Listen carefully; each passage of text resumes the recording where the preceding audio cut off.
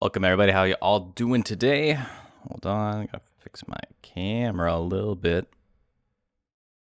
Trying a new angle. Give me one sec.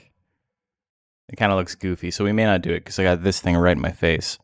Where's my audio? There we go. Okay, let me see if I can make this work. It keeps falling over.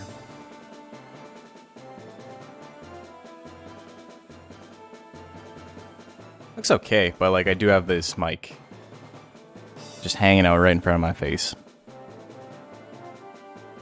Need to change stinger again? That's true. I have too many stingers. But yeah, welcome to week 7A. It says 6C. That's incorrect. Uno momento. Fixed it real quick. Look at that. You saw nothing. Week 7A of Monster Hunter Battle League. Week 2. I don't like this. We're going back to where we were. We're doing Dutch angles. Dutch angles, baby. Sort of a Dutch angle. Not really. I got the halo. I was trying to avoid the halo, but, you know, not a lot I can do about it. Here's very poofy today. Edenfeld's scary. I think Edenfeld's an okay monster. I don't actually know who's gonna win this. This seems pretty close. Taking a look at all the monsters we got. We got Ronald Servo belonging to Stardust. We got BB Hate belonging to Vibberbuns / Azu. We got Yellow Belly Zoomer belonging to Bakuhuna. We got Oswong belonging to Abeth. We got Edenfeld EX belonging to Zanaga. We got Lin belonging to Alkius. We got Pirito belonging to Tarf, I do believe. And Come Here belongs to Gigas / Great Golem. Ugh. How you doing, Baku? Aslan's icon didn't get the memo for cyan, tan, and grayscale dress code. I know, he's chilling by himself. He's, it's the Pleasantville effect. That's what we got going on right now.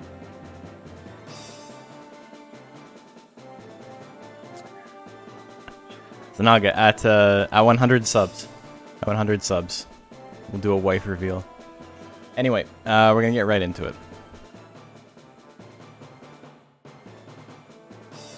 Where is my subscription? Also, why don't I have the thing on here? We watch Naslin win because of all that. It's the only colorful one. What am I looking for? I'm looking for this guy. Somebody mentioned doing Metal Nerd cosplay. So we'll do Metal Nerd cosplay if we can hit 50 subs. It's not going to be good cosplay, but it will be cosplay. I have some tinfoil.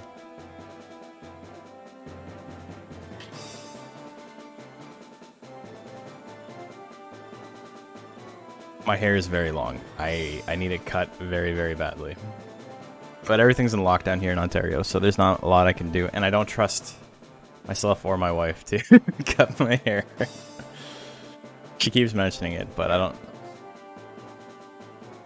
Yeah, maybe... I don't know. No. It's one of those things, I debated doing it for stream, but I'm just so afraid that it's gonna go poorly. So, I don't know. Maybe we'll have a bid war and you guys can choose my hairstyle. We'll have like mohawk and mullet and other shit. You guys can put your money where your mouth is if you want to see me look like a fucking moron on stream for at least a couple of weeks. Anyway.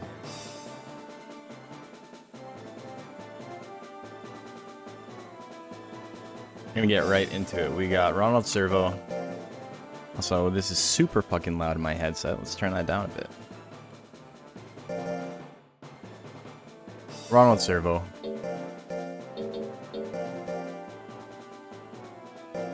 And Come Here. I can pull off a mullet. You should have seen me in grade 8.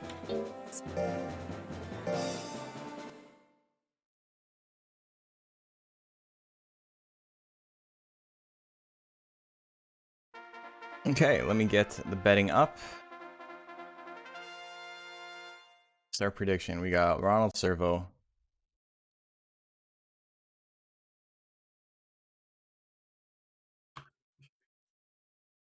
And come here.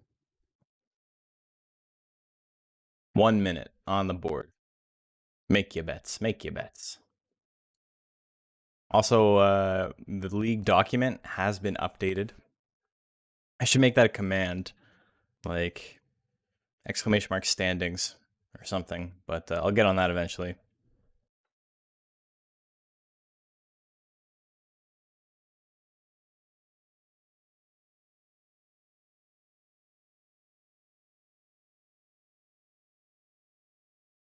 Okay, so who do you like? We got two of the stronger monsters in this tournament, I think.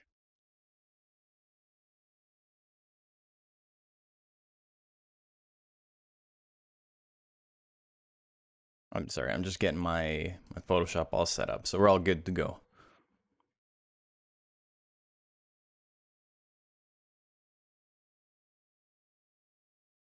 Yeah, here we go. Oh, I should be betting too. I messed that up.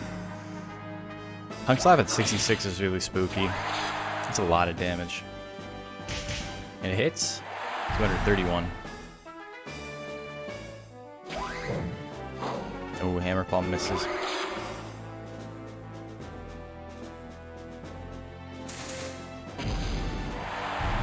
And there's the charge for the KO. Pretty quick KO, 22 seconds. Game 2. Baku has nice teeth. They're very white. It's really funny on this. The Sleep Tight at 60% is also spooky. Yes, exactly. I only follow 2 accounts on my my phone. On my secondary Twitch account. One is this and one is Salty Bets. So basically Salty Bets twice. Ooh, we got the anger. Sleep Tight can win it here. I think on a crit is a guaranteed kill. I think without the crit it's probably not guaranteed. But either way, low kick comes in before Come Here decides to attack. He's got 70 guts. He does nothing with it. I don't know. I don't know, man. Game 3. Sleep Tight misses.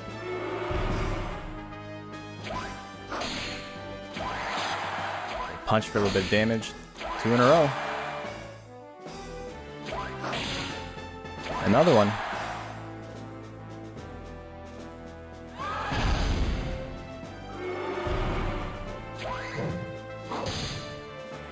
Damn, that's going to be it. Oh, no, it's not. He's not over yet. Ronald Servo's at full health, though, so that is a massive lead. They have the same amount of guts, so it's hard to tell if Come Here is going to be able to come back from this. Dodge the punch at 85. It's a start. It's not over yet. Grit come back into Sleep Tight. Sleep Tight is free now because he cannot hurt himself.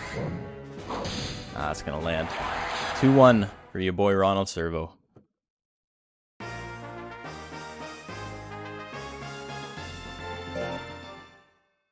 The Hanger wins.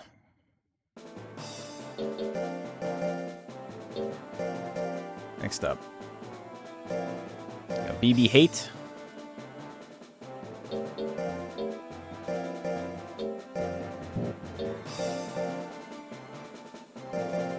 Up here though. So you know how on stream sometimes I'll complain, I'm like, oh, I hit the button but nothing happened. Turns out my S key is what I use as like X on PS1 controller, is actually really fucked up. Half the time when I'm typing, S doesn't come out. So I wasn't imagining it.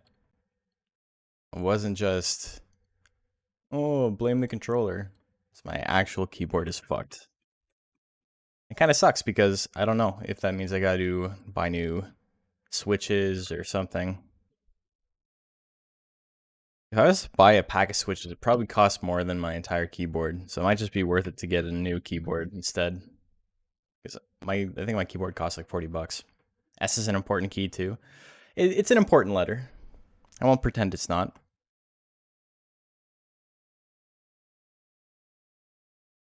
Yeah, so BB Hate, despite a pretty solid build, has been struggling.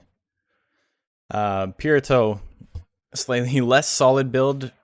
I mean, doesn't really have a lot of damage, right? But he's been struggling as well. Pretty one-sided on the bets.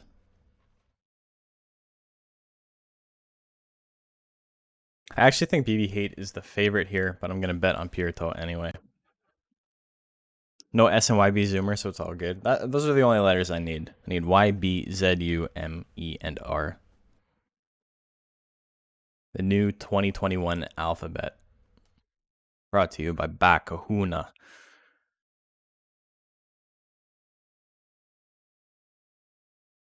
Okay, I think we're good to go.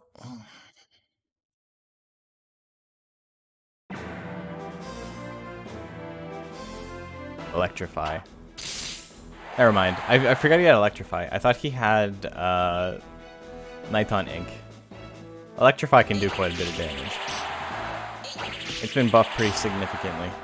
It's funny, in vanilla, I thought it was the worst move in the game because if you take a look at the letter grades, this is before I knew anything. If you take a look at the letter grades for all the attacks, like it has like Force, Withering, Hit, whatever. Electrify is D across the board. D Force, D Hit percent, D Withering, D Crit. And I was like, wow, that looks really fucking bad for 18. And, or 19. And it turns out it wasn't very good, but I mean, the difference between 10 and 19 for a D Force tech is literally double. So it's not like it was a basic tech. It was stronger. It was on the higher end of D, but still, looked really bad.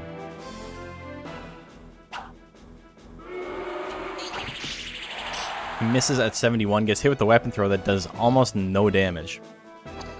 The whip misses. Hate to be missing those whips. Not actually true. Pirito has no power, so. How many weapons in a row? 2. 3. 4. Do we see 5? Can you do one more? No 5. Stab? Ooh.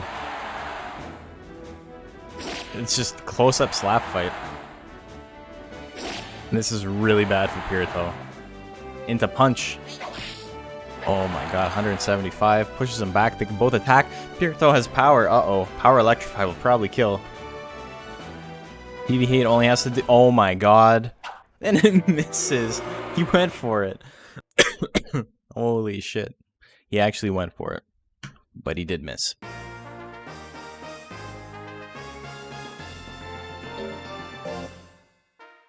Game 3. Close sets so far.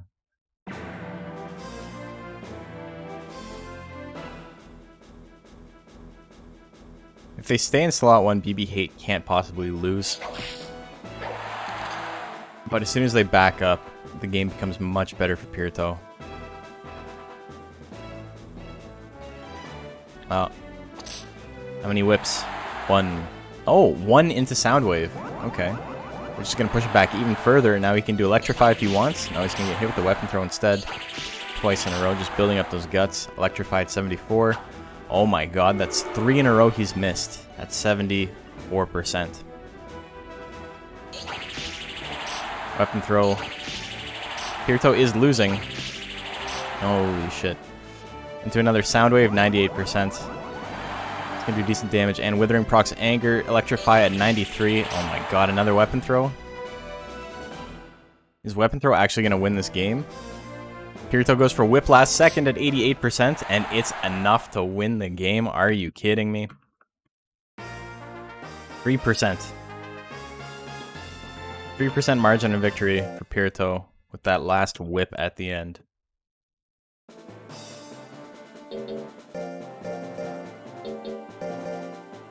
Next up, we got YB Zoomer. We got Noslin.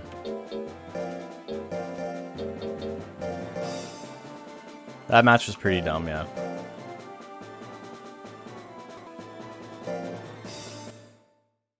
Do you like Power Hopper with high defense?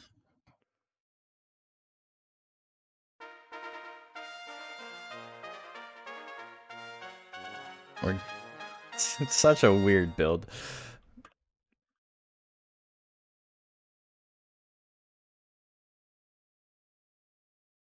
YB Zoomer Naslin prediction is live. YB Zoomer does actually have level 2 speed, meaning that he is going to be slightly faster than his opponent. Other than that, it's pretty maxed out as far as Glass Cannon goes for him. Naslin, very, very defensive. Will be able to take a couple of hits. But does he have the damage output to hit back? He has the 449 power, which is pretty good. I forget what Naslin's attacks are, though. I want to assume with the low skill, he went with... Was it Flick and Rapid Flick? I don't remember. Okay, 15 seconds left. Get your bets in.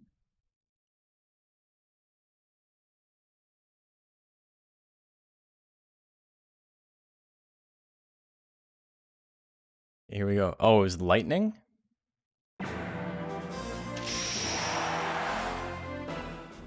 I forgot it starts with lightning. Oh, gets hit with the stab throw. Actually, not terrible damage. There's the anger, though. Look at that guts rate. That is insane. The multiple lightning is probably not the best play there. One was okay, but the second one, not so much. Demonic, howdy. Hook misses. So the thing is, Naslin's basics aren't actually that accurate. Like, jab is fine, but hook is really, really inaccurate. Lands for 56 damage, not a lot. YB Zoomer up to 70 guts. Misses the stab throw. Oh my god, these lightnings keep missing.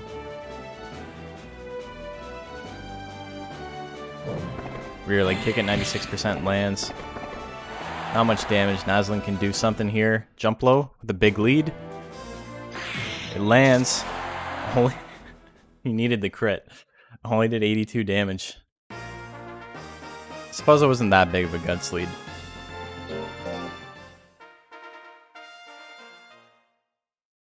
And guts correction kind of hurts it. He did try. He did the thing he was supposed to do. He just didn't get the crit. Stab through to 185 damage. Proccing anger again. Into the jump low.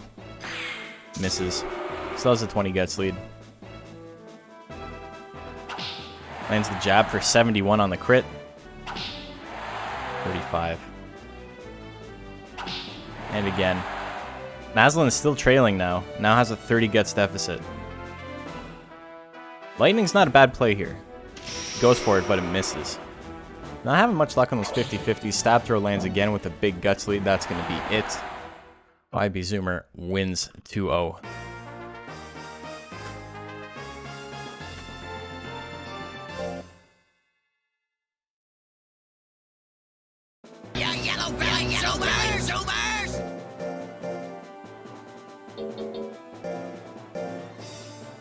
It's about what I expected from that.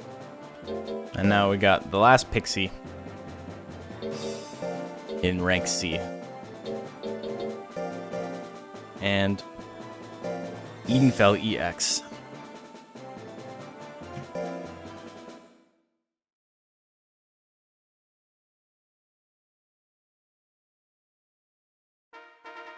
Oswong. Eden. Make your prediction. Bets are live. Who do you like?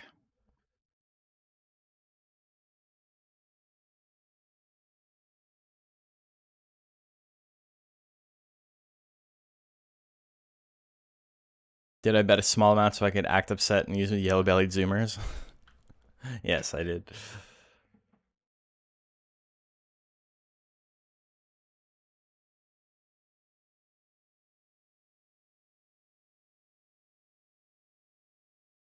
Okay, make your prediction. Who do you like? We all know what Pixie is capable of when she decides not to fucking stay back. Know how hard it is for Pixie to win.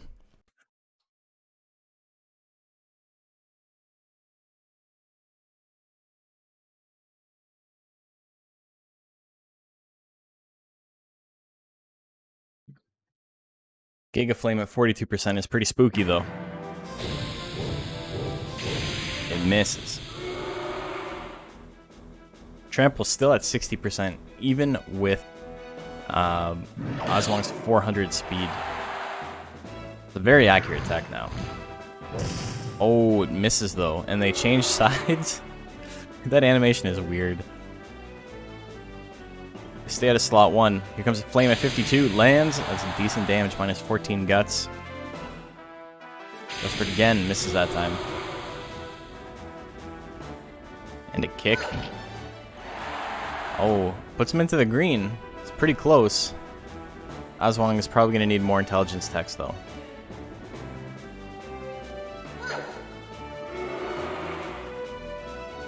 Yo, Dix, what's good, man? Flame at 46 lands. Uh-oh.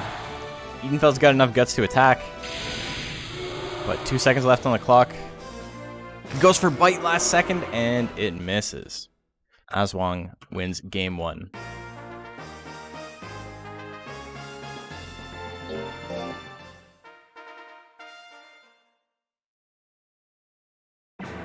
Giga Flame frame 1. Misses again. Edenfeld in a pretty good spot right now. Has the guts lead. Has over 60% on all his attacks. Maybe not so much on Ravage, but you know.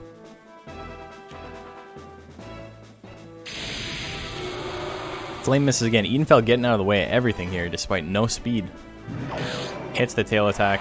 272 damage. He's in a really good spot now. Ooh, the Ravage misses at 45, sorry. A little bit of a guts deficit now. But as long as he stays up close, he's in a good spot. Pat misses at 51, and then Kick misses at 65. If those had landed, it wouldn't have made that much of a difference, though. Damn, Edenfeld has dodged everything. Every single attack. Trample misses. And here comes Pats from Oswong. Pushes him back into flame range. It lands at 51. Not enough time on the clock to attack a second time. Edenfeld is going to take game 2. Literally, if like 2 or 3 of those pets had hit. Honestly, it's probably worse she's missing Pat, right? I mean, considering she would have won if she had landed like at least one other attack. I don't think so. Not in this case. Ooh, flame misses. Trample at 58. That is yet to land. Giga Flame on a 50-50. It finally lands. How much damage are we looking at? 199 minus 24 guts. Edenfeld only has 95 life left. Gets hit with the flame. 0 and 4 on Trample. Yeah, that's rough. But also, he dodged how many moves in a row? Like 7 or 8 moves in a row above 70%.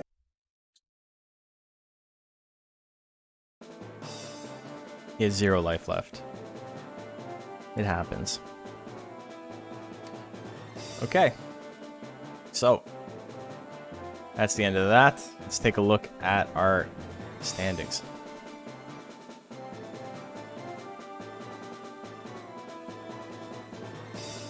So, Oswong and Edenfeld is done now. As is tradition, after the first round, I can't glean any info from this. It exists. Some monsters have won, some monsters have lost.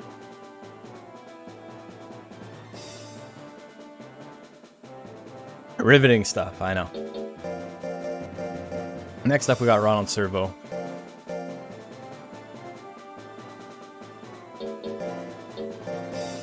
My fight money! Oh yeah, speaking of fight money, look at this new emote.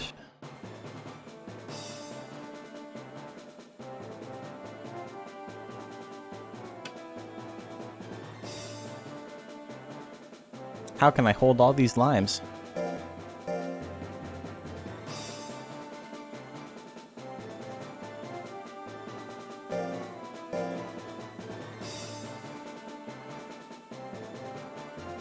I think they're pretty good. Thank you, Macho, for making me that emote. Crumpets, hello. I'm doing fantastic. What is that? Is that Alf? It's Mock holding a bag of money. Is it Alf? The fuck?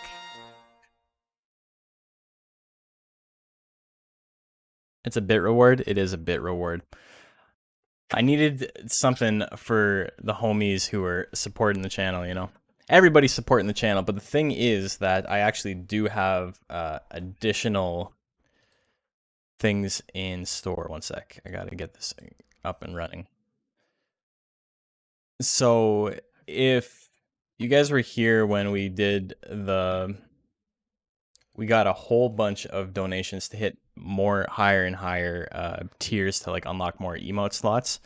Turns out there's only, if you're only affiliate, you can only unlock up to 5 slots.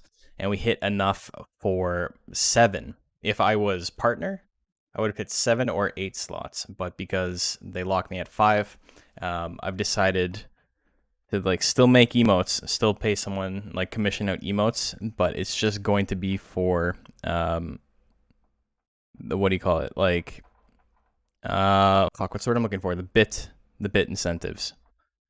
Because, I mean, I said I was going to make more emotes, right? I might have one emote be like a rotating one. So, like, I'll have like 4 standard ones and then one changes like every 3 months or something, or you guys can vote on which one you want or something like that.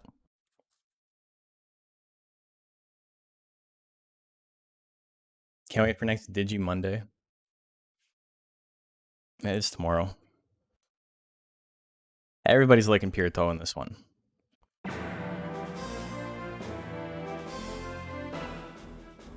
Whip lands, hits him right in the thigh. Low kick in retaliation. He was not a fan of that.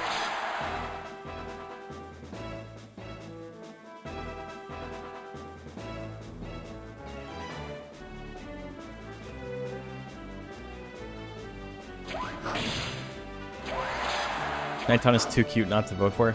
I agree. I tend to agree with that. Hits the electrify, that's a lot of damage. Shocks his balls. Ooh. The sound wave kills. Did you guys hear about the new CD in Monster Rancher? No, Zanaga, I did not. Right in the ball bearings. Oh, it's a good one.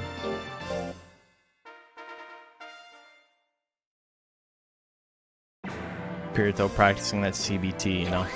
CD's nuts. Ah! Oh, what monster does it give you? I heard it gives you Ligma. Electrify misses at 74. Ronald Servo. It gives you Momo. I was thinking the same thing, actually. Oh, Hammerfall lands in 76. What's Ligma? Ask your mother. Stab. Hits him twice. I'm pretty sure he's whipping that, but, you know, hitboxes. Laser Cutter lands, 264 damage. Ronald Servo. Is that 1-1? That's 1-1, right? Yeah. It's, yeah, 1-1. It is 1-1. I've been paying attention. Punch lands. A little bit of damage with Soundwave, but pushes him back into the Electrify. Misses at 72. He's not having any luck with that. It's won him a couple of rounds, but like, he's so unlucky. Hammerfall at 79 lands. How much damage? We're looking at 281 on the crit. Pirito gets power. He's very close to 45 guts. He will be able to use an attack with power. Power Electrify will kill here. 291 damage. Knocks him down.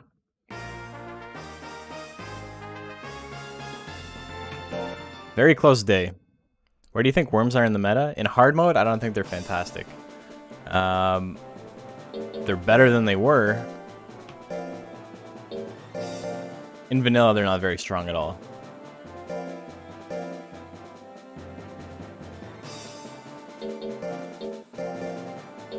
Thing is, there's a couple of metas, right? There's the Japanese meta is a 3-stat meta, so they play with a 2997 stat cap. And what that ends up meaning, for the most part, is that you can only max out 3 stats, or you can run a monster with like 250 life and max speed, skill, and power, or close to max power.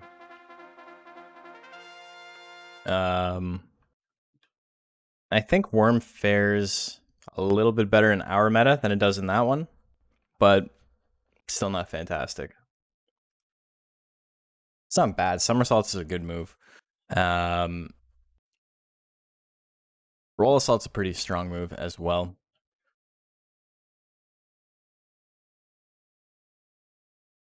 Or not Roll Assault, Wheel Attack. Wheel Attack's what I'm thinking. Is it called Wheel Attack? Yeah, it's Wheel Attack. That one's pretty good. It's been buffed pretty significantly in hard mode. See you later, Dave. Thanks for coming in.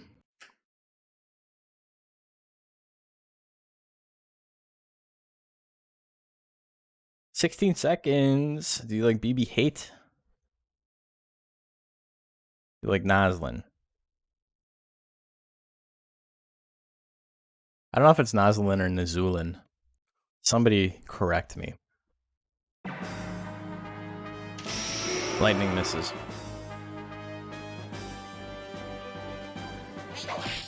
Ooh, punch lands 103 damage, minus 3 guts.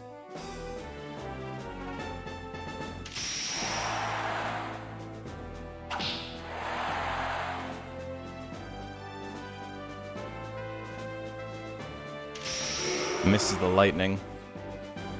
BB Hate with slightly more life. He's not going to be able to do a ton of damage with any one hit, but I think his damage output's a lot more consistent than his opponent's. Couple of jabs. BB Hate's still in the lead, though. 3 in a row. Spin Slash could probably win it here with a 35 guts lead, but that lead is slowly disintegrating.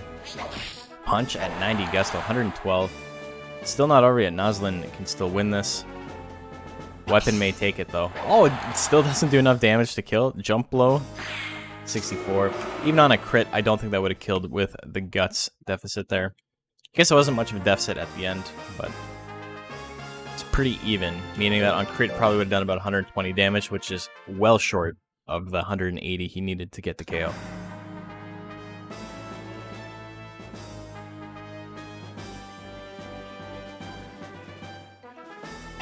BB Hate getting jabbed.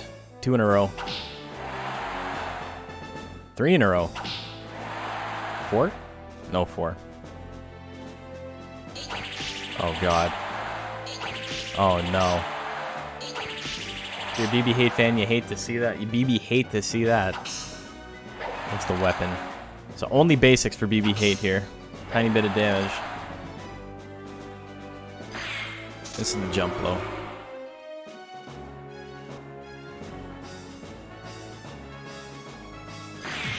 Hits it that time.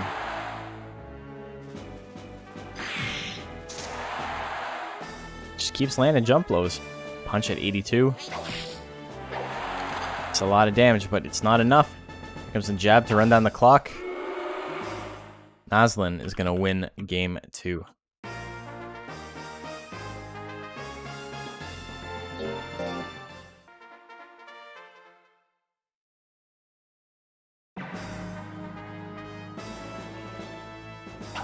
Weapon lands 93, tiny bit of damage. Jump low to counterattack, that lands as well. No crit there, but minus 13 guts. Thought it might have a chance to proc anger, but we didn't see it. Punch lands. Ooh, jab. Missing that lightning, not having a lot of luck landing the lightning. It's pretty spammable now. Used to cost like 32 or something like that. Now it's just withering. Spin Slash, we almost never see Spin Slash, and we're not going to see it now. How many in a row? I'm going to say 4. No? Oh, it gets hit. Procs anger. No, misses the jump blow. Noslin ends up winning that one. 2-1. He had a lot of 2-1s. Really likes the weapon moves. Yes, he does. The thing about Raki in this format is that it kind of has really, really shitty basics, right? Like, weapon throw is not terrible, but if you focus on intelligence, weapon is terrible. Like, neither of them are usable at all if you focused on the other stat. You'd have to run, like, 450 power, 450 intelligence, and just hope for the best.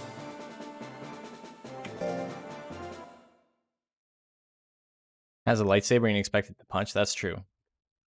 He could do spin slash if he wanted. YB Zoomer and Eden fell. Okay, prediction is live. Make your bets.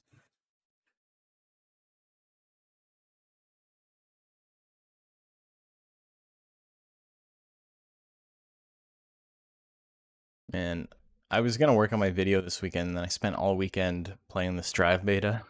I don't know if you guys got a chance to try it out. Me and Chaotic Assassin were actually playing. It's a lot of fun.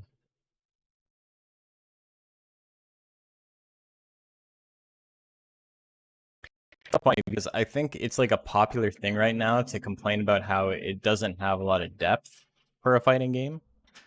But what's so funny is that I see people, like, there's this one guy I know who only plays the new Samurai Showdown, and he's complaining about how the game, how Strive seems like very like baby level, and there's like no high level decision making you can make. There's like no depth or anything like that.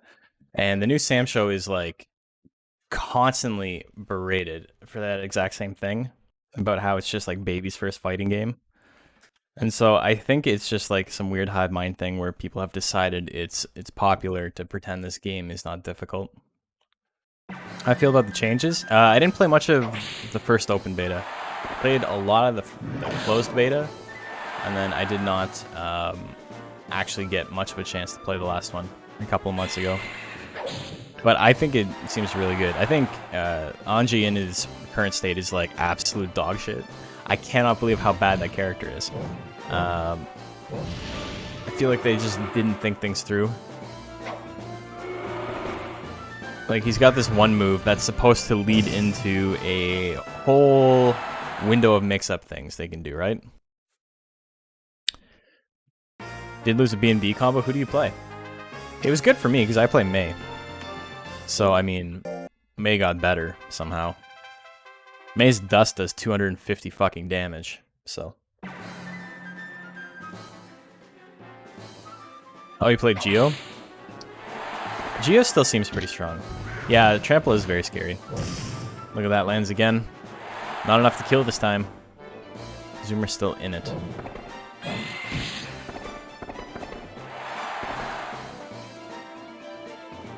And she's one of those characters that do better the less they know.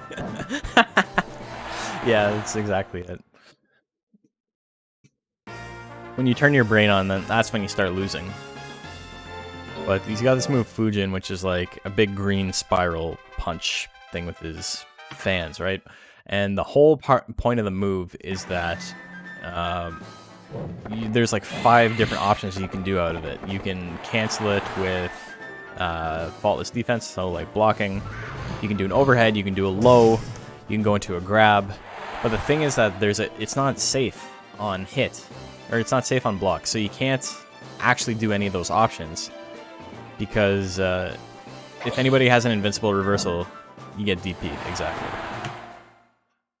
YB Zoomer with the big crit stab throw wins that one 2-1. That was a quick set.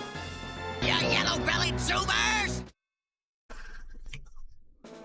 But yeah, so it's funny because Mei doesn't have like a traditional DP, right?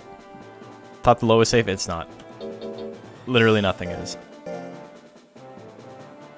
Because I'm big gorilla brain, I would just mash super on everything, right? Because it doesn't matter. The points don't fucking matter. It doesn't matter if you're in heaven or not. I didn't get to heaven. I got to floor 10, and then I got blown up by the Sol, and I was like, you know what? I should probably learn defense, because my defense is really atrocious. And then I went to training mode. I'm like, why am I working on defense in a beta? All this shit's gonna change. So I just stopped playing instead. But yeah, I'm excited for the game to come out so I can actually start labbing it, but I was not in the mood to do that for a beta. But yeah, so I would just mash fucking super on everything. And so he would do that move, and then he would lose 2/3 of his health. And it's like, oops. Sorry. Like, don't know what to tell you. Sucks to be you, I guess. Only way to win is to not play. I actually think it's a really fun game. I think it's great. I'm very excited for it. I'm probably going to buy it on both PC and PS4 because PS4 is nice, but I've got it sitting right to my side here, and I have to put it vertically because I don't have enough room on my desk, and it's fucking with the sound quality of my speaker, and it gives off so much heat that, like, if I want to stream it, I would rather just use my PC, you know? Why no PS5? Why buy a console at launch? What do I get out of that? And $800 to play 2 games. Doesn't sound like a wise investment for me right now during COVID. Missing the sleep tight. Hurts himself like quite a bit. That was a really, really bad roll on the damage.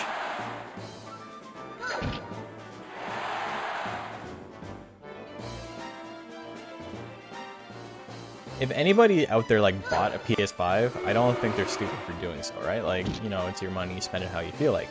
But for me personally, I don't see any value in owning one right away. Maybe eventually I'll worry about it, but like, I didn't buy PS4, or I mean, my wife bought it for me for Christmas, but that was like 4 years into the console's life, 3 years into the console's life. So it was a little bit cheaper at that point. God damn, that is so much damage, so much overkill. Decided against it for now. Yeah, that makes sense. The thing is, I don't want to commit to anything, right? I don't know about libraries and this and that. And there's nothing on PS5 that makes me want to actually buy it, right? People keep talking about Returnal, and I've heard from my friends that one of my friends said it's Game of the Year guaranteed. And the other guy has said that it is one of the shittiest games he's ever played. So I don't know. But, I mean, without rave reviews, it's really hard to buy a $800 console to play that. When the Dust Cloud lands, so come here with the victory. The Demon Souls remastered? See, I don't care about that. I'm not a big fan of the FromSoft games. I think Trial and Error is a really shitty design mechanic to base your entire game on, which I know sounds kind of funny coming from a Monster Hunter player, but everybody talks about Dark Souls, and they always love to say like get good and stuff, right? But the thing is, I have no intention of getting good at what equates to a 3D Cat Mario. Like, I don't fucking care. Like, oh no, a spooky skeleton around the corner killed me. I lost 2 hours of progress. Fuck me for not knowing the exact layout of every map, you know? Like, that's not difficult to me. That doesn't strike me as difficult. It's just pattern recognition. It's not the only pattern recognition. It's like, oh, you got hit by a trap that you didn't know existed and had no way to tell it existed. Like, that seems very frustrating to me. And not in a challenge to overcome way, but more of a artificial lengthening of gameplay type of way. Anyway, Zoomer and Purito currently in first at 2-0. BB Hate Edenfell struggling, but lots of matches left to go.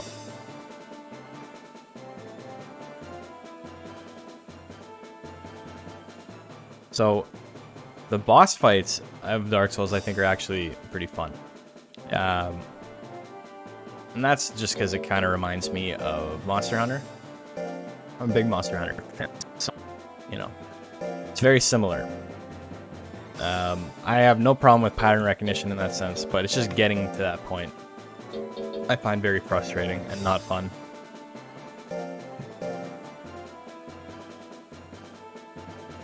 Remember I was playing, was it 1? I think it was 1. And I was at my cousin's house and we were playing, and he told me that you could like grind for this armor set because these early game enemies drop this armor, and it's not great, but it looked cool, and I was like, you know what? That's enough for me. I'm okay with it looking cool. And I didn't get any drops I needed. I didn't get a single piece of equipment, and I don't know if you guys know this. I don't know how much you play Dark Souls and stuff, but if you kill a mob X amount of times, it just stops spawning entirely. You like clear the area. And so I was just like locked out of being able to get the thing until like much, much later when the equipment wouldn't be worth it at all. And I was like, oh, that's a fun mechanic. It's like you can grind, but also maybe you can't. That's only Dark Souls 2? Okay, so that's the one I was playing. But yeah, it was so goofy, and I was just like, this is the stupidest fucking mechanic I think I've ever seen in a game. And I was enjoying the game up until that point. It's not like it killed the experience for me, but it was just like one in a long list of things that were like, why? Like, why is this a thing? Dark Souls 2 is the bad one? I mean, sounds like it. They were super fun. But that's the thing, right? It's a very divisive game. And one thing I have issues with is that people love to boil the discourse down to like, oh, you don't like it because you're not good at it. It's like, I've beaten the game. Like, I don't know how much better I need to be at the game. But like in retrospect, I've never played any of the Dark Souls games more than once. I've beaten 2, I've beaten 3. I don't think I've beat 1.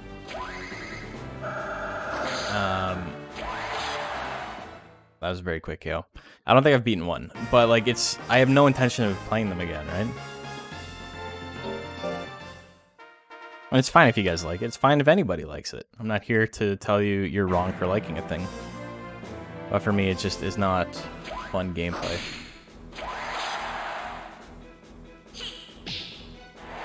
Hook. Punches him right in the kneecaps. Ooh, misses that jump blow. We're allowed to have different opinions? Exactly. Hammerfall misses at 78. That's how you are with most shooters. I'm really bad at FPSs. The FPS I'm best at is Pokemon Snap. Competitive Pokemon Snap when Macho and I kept joking with Macho about how I was like ranked highly on the leaderboards and stuff like that, but I actually was like top 500 worldwide on Pokemon Snap for when I was playing it. Which is very funny because it's not exactly a metric of how good you are at taking pictures, but more so how long you've played the game. So I got rewarded with a top 500 world placing for playing the game a lot. Have I ever thought about speedrunning it? Yeah, actually I have.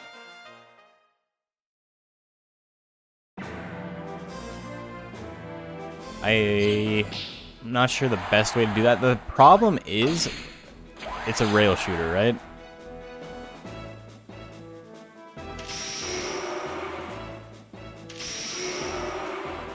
The original Pokemon Snap is actually a very, very interesting speedrun if you've never seen it, because the game runs so fucking poorly that 90% of the time saves are by looking at the sky, so none of the models load in, and the game doesn't slow down.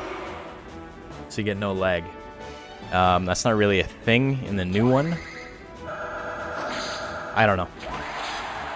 I'd have to see a run first. I'm in no position to pioneer a run of Pokemon Snap, but if I see a run and I'm like, it looks fun. I still have to 4-star everything. I don't have 4 stars of every monster. Every Pokemon, I should say. I think I'm missing, overall, throughout the entire game, I'm missing about 20 photos. And I'm trying really hard not to look stuff up.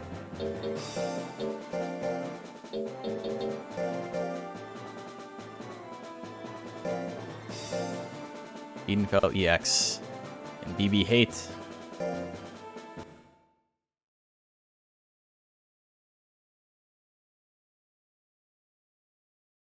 Okay, prediction is live.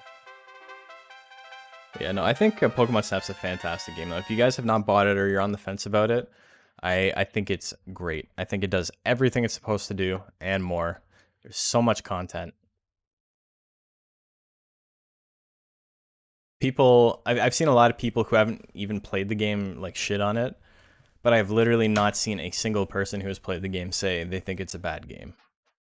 Everybody is like, I am surprised with how much there is to do in this. I'm really enjoying it. But plenty of people are like, yeah, I watched the stream. It doesn't look that fun, so it's 0 out of 10 game. And it's like, okay, that's cool. You're allowed to be a dipshit on the internet. No one's going to stop you. Hasn't stopped anyone yet. But, you know, as far as people who have actually played it, I think everybody has enjoyed it.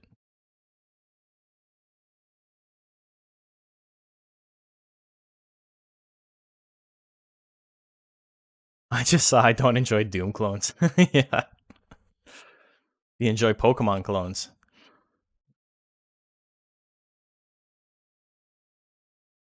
Okay, how much time we got left on this one? Oh my god. Submission is closed. We got a lot of betting. 2 hours, 37 minutes? That's too long of a speedrun for me. I can't do that. I can't do a 2-3 hour speedrun. The way my brain works, it would not be like good for my mental health to try and grind that out.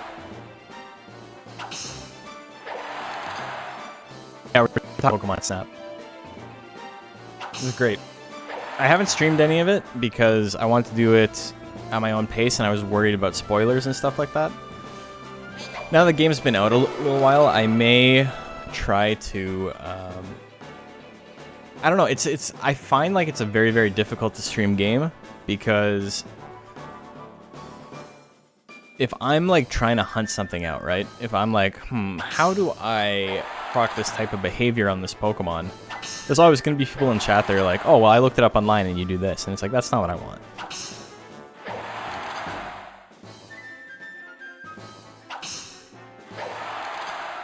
You haven't played it? Man, it's amazing. If it's within your budget to get it, and you think you'd like it, you will like it quite a bit. I was worried. I love the first one. So, I mean, my chat specifically is very good with, you know, not being shitheads about that kind of thing. Other chats, not so much. I've seen stuff spoiled all the time. I was watching my other friends play Pokemon Snap, and everybody in the chat was like, yeah, you do this and you do that. And they're like, oh, stop backseat gaming. I fucking hate that. But the chat just wouldn't stop. I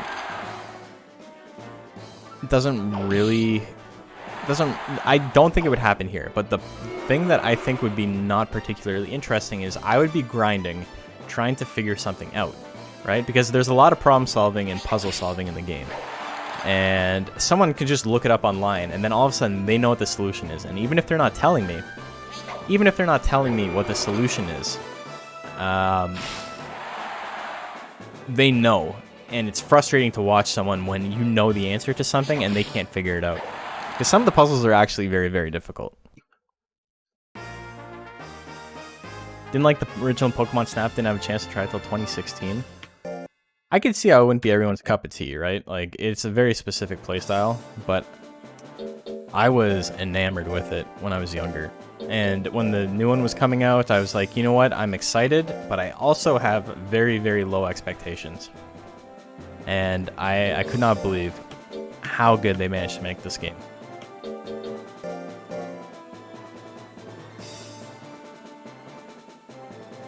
Now it's a do the one thing moment. Yeah, exactly. Exactly. Doesn't mind spoilers and backseating. So the thing is, oops. I don't really care for the most part, right? But if I'm trying to play a game, and the game is puzzle-based, someone else telling me the answer to the puzzle kind of defeats the purpose of me playing the game entirely, right? Like, I remember, I was playing Fire and Ice. If you guys haven't played Fire and Ice, it's free on the Nintendo Switch, Nintendo Online thing. It's actually a Tecmo game. It's the sequel to Solomon's Key. It's a puzzle game where you create ice blocks to, like, kill little flames. And it is adorable. It's got fantastic sprite work, and it is a very, very enthralling puzzle game. If you like puzzles, play Fire and Ice. But, the puzzles get incredibly difficult. like very, very difficult by the end. And I had to look up a solution for one of the last levels because I was just playing it forever, and I got so just frustrated. I think I'd been playing for like 4 or 5 days, and I was like, you know what, fuck it. I can't figure out this puzzle. I'm gonna look it up. And so I looked up the walkthrough for it, and then it seemed so stupid, and I felt so stupid for not noticing how to beat it. And it was just like a really, really shitty feeling to be like, wow, I couldn't solve that, really? And so, I don't know.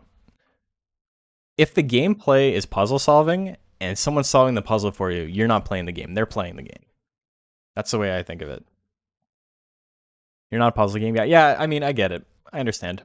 Your refinery is welcome. But with Pokemon Snap, there's a lot of like secret photos. They're called requests, I think. And there's at least one for like every Pokemon. And when you take a photo, there's like certain conditions you have to meet and this and that, and they give you hints on like how to do it. So the hints should be enough, but there's some that are just so difficult and I don't know. May have to look some stuff up eventually.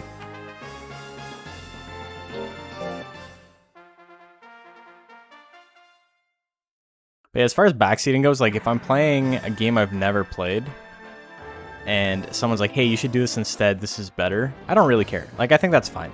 I'm not too worried about that. If someone's criticizing me for playing wrong, that's different. But if someone's like, hey, do this, do that. Hits the stab throw at 37 again. Another crit? Are you serious? Aswang is still alive, has 99 guts, but Reel has worn off. This is going to do no damage. Kick misses. Needs to... Oh my god, Javelin at 53. Aswang needs something here. Another Javelin at 50. Misses again. 50 guts lead. Giga Flame at 46. Doesn't want to use it. Doesn't want to use anything. Are you serious?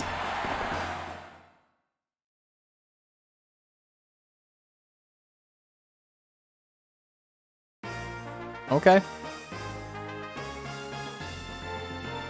I've never seen a monster sit at 99 guts for 15 seconds, 20 seconds, and not attack at all during the lead up to that, and then also afterwards. Brain was fried after using Reel. It actually makes the AI worse. That's true. At your PS2 to work, you realize Monster Hunter 3 disc is nowhere to be found. Oh no. How far are we into the Battle League? This is week 7. The beginning of week 7.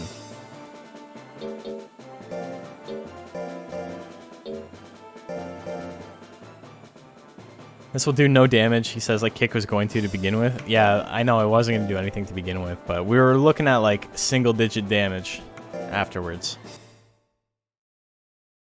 So, YB Zoomer gets the win. Oh, deep into the stream? We're an hour deep. Probably, this is the end of round 3 for the first bracket, but we have second bracket afterwards. So, you know, not that deep. We got quite a bit to go still.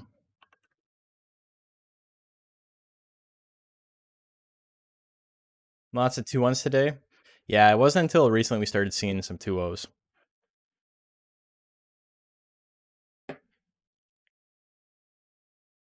Nice. Yeah, I've been really lazy on uploading stuff as far as the VODs go. I think I'm only up to like week 4C or something. Is B rank next week? Yes. So not Monday, Wednesday, but next Sunday is the beginning of the second week of B rank. I will need ya monsters. I talked about this last stream as well, but like if you have a monster that advances, don't fucking wait to send it in. Just send it to me as soon as you can. Try to get it done as quickly as possible, because it's way too hard for me to like wait a week and then be like, oh, you know what, I don't have enough monsters for this, here's your deadline. Like, I'm not your mom, just fucking get it done. It's like 40 minutes of gameplay to take a monster from rank C to rank B. I'm sure you can get it done. I'm sure you can find time. Nighton Submarine confirms that the movie Cars exists in the Monster Rancher 2 universe. So it's a play, and I'm pretty sure it's just a pun on cats. But yeah, it's pretty funny. Lightning McQueen, champion of the old world.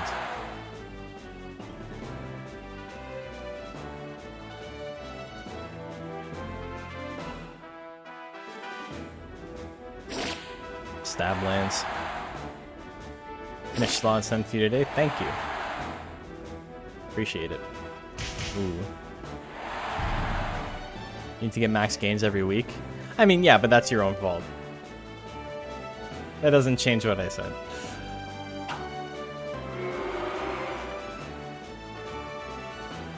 Electrify with 4 seconds left on the clock. Oh my god, but the sleep tight. It hit him. Come Here's gonna win. Ever watched the Cars deleted scene where they transferred Lightning's consciousness into a different vehicle? Fucking Frankenstein shit. I've never seen Cars. Not Cars 1. Not Cars 2. Not Cars 3. None of them.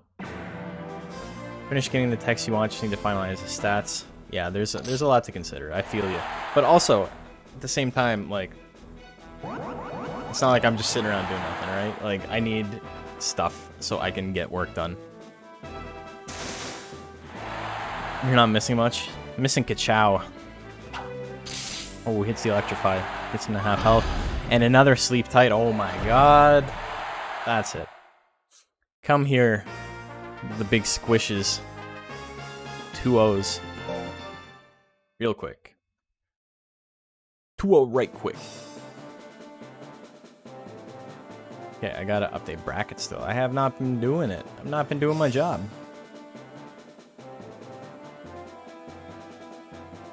So BB Hate beats Edenfell. Zoomer goes to 3-0. Good start. C rank seems to be a good rank for Centaur. Every Centaur has done very well in C rank so far.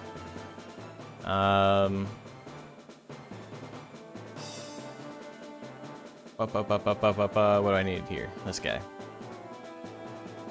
So that's Pirto's first loss.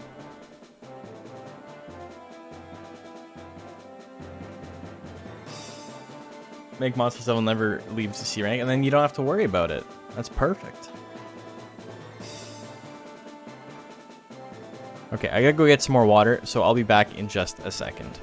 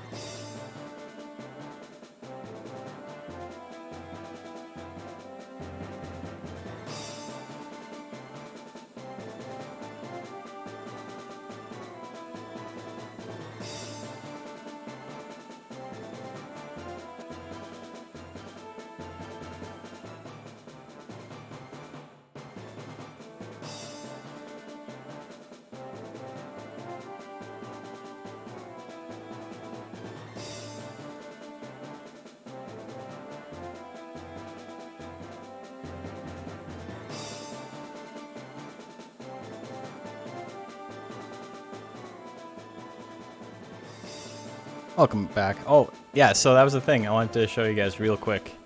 I don't know, you're not from Toronto, you might not know, but my wife and Bacon are in the Toronto Star. Talking about dog clothes. A lot of fun stuff there. Pretty big deal. It's a big deal, you know. Wife reveal. I know. We didn't hit enough subs, but it's okay. It was there. She's been on stream before.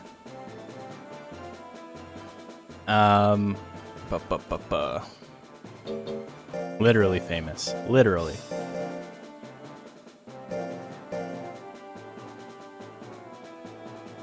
Yeah. Now up next, famous influencer Bacon. He's pretty big. He's a big deal, you know.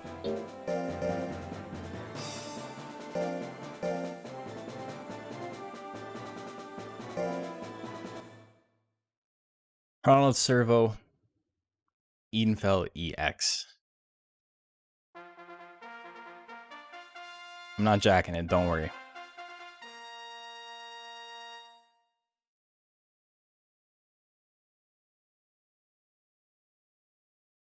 Okay, so let me make a prediction real quick. Ronald and Eden. There you go. I love the little UFO above Huey's head. It's so good. Such a good design. He's like remote controlling the hangar.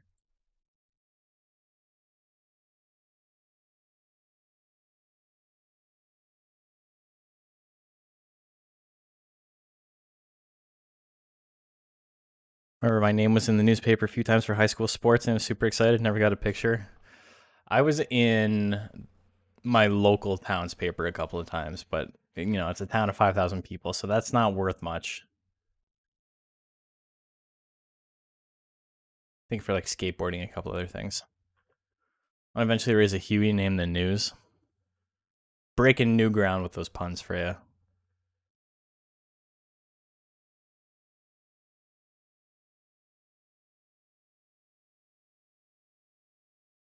Okay, Ronald Servo. Edenfell EX. Oh, also the question, I was going to do 2, and then I realized I don't actually have the second bracket set up yet, and it's going to take me like 45 minutes till I get it set up, and that's too long of a break. So today is just going to be a 1-day stream, or a 1-stream day, but starting next week, we're going to be back to double brackets. Next Sunday is going to be a doubleheader B rank, which is going to be a lot of fun. Ronald Servo knocks out Edenfell EX. JP was on the back of a milk carton once. He drank that keyboard juice and then wandered off into the forest. Yeah, like, where'd my poor JP go?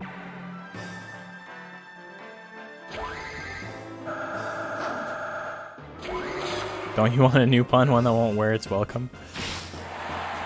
Man. So Macho and I were actually talking about this the other day, but there's so many monster names that are just like monsters from the game, like puns on the game. Like, you had Smokely Man. Smokely Man was a great name, but then you got Oakley Man's mom.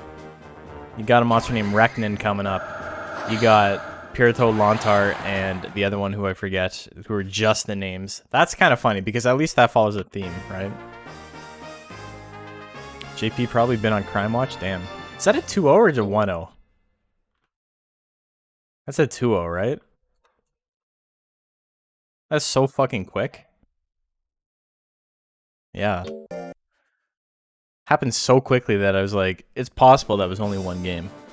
But it was a 2-0. Can't think of more Huey Lewis jokes. Don't need money. That's it. Don't need money.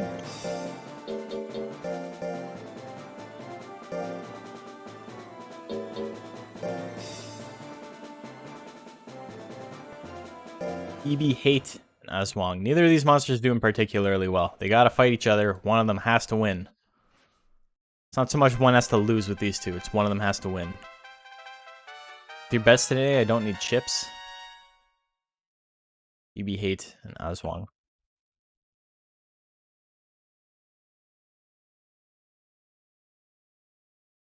And Power of Love Seeker, that's pretty good.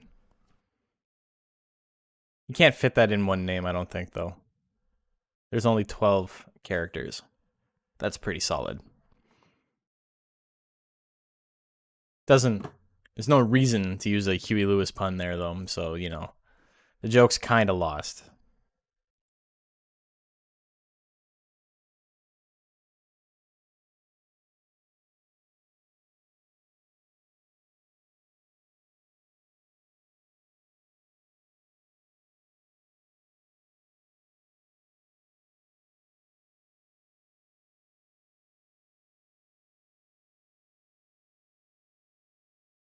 I was trying to come up with a Power of Love joke, though, so that's better than the nothing I came up with. So I can't be that critical, you know?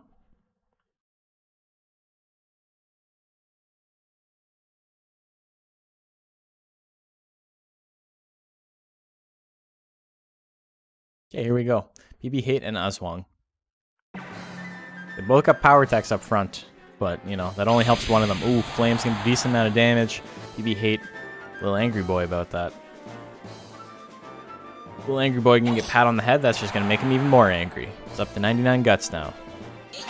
Oh, he misses the weapon throw. Probably for the best. He spends, like, no time on Spin Slash. It's just never active. Weapon throw misses again. Poor Vibrobuns. This monster is having trouble. Spin Slash at 42 misses. Has not landed yet today. He just likes to throw things.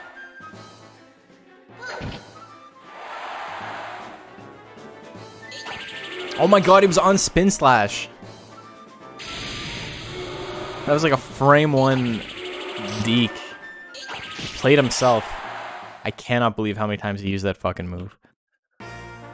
What a goofy goober.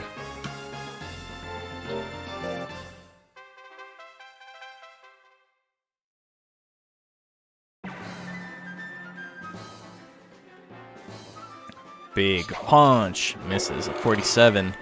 Aswang does have a lot of speed. So she's going to be dodging a lot of stuff. Spin Slash misses again. Still yet to land today. BB Hate is controlled by the little brother. Just uses moves he thinks looks cool. But in that case, wouldn't he want to use the big techs over and over again and not whatever tiny nonsense weapon throw he's doing? Maybe he likes the sound effect. He's like, that sounds nice. Ooh, misses the weapon throw. Neither of these monsters have hit anything. Oh, never mind. I was going to say with they're not off stat. They're on stat. As long as misses the pat. Weapon at 64. If he lands 2, it could be a big deal. He misses that one. Lands. It's not going to be enough. BB Hate loses 2-0 to Aswang. It's like force throwing your lightsaber. Imagine being able to throw a fucking sword on a boomerang arc. That's some wild shit. He deserves props for that, even if he's losing.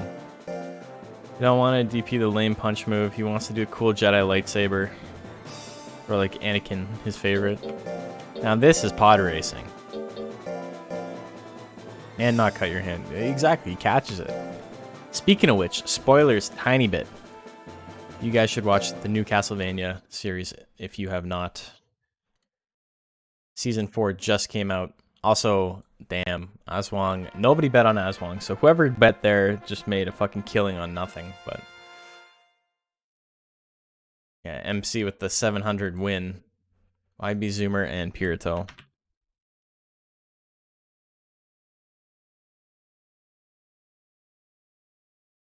Spinning is a cool trick. It is. Yeah, new season of Castlevania is pretty good. It's pretty good. Last season was a little bit disjointed, and I wasn't a huge fan of it, but this new one, you know, I got no real complaints about it. Very, very even right now. The bets. Like the last match, someone has to lose this one. Yes. Both these monsters doing very well. Pirito at 2-1, YB Zoomer at 3-0 currently. Brock, hello. How are you doing today? I like the funny snail. Me too. Let's see some funny snails in chat.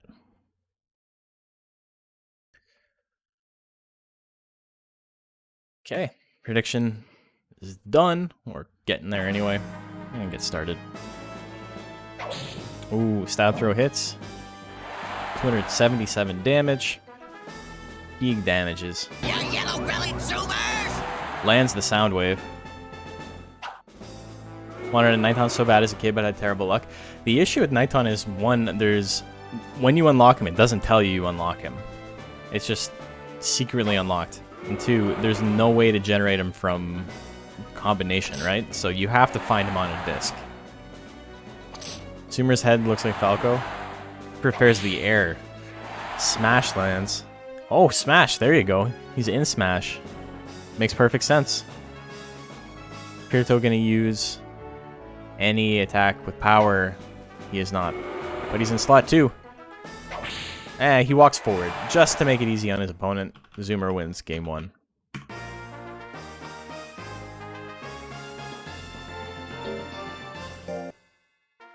Sonic and Knuckles PC port gave you Nighton Kato. Every PC game gives you a Nighton Kato. If your game cannot be read, it gives you a Nighton Kato.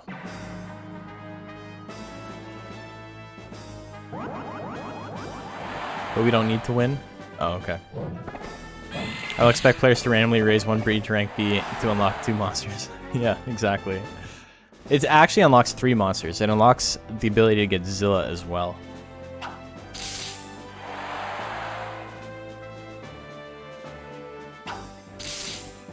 Oh my god, the double electrify. He gets grit. It's not over yet, but Pirito can just use whip to win this if he wants.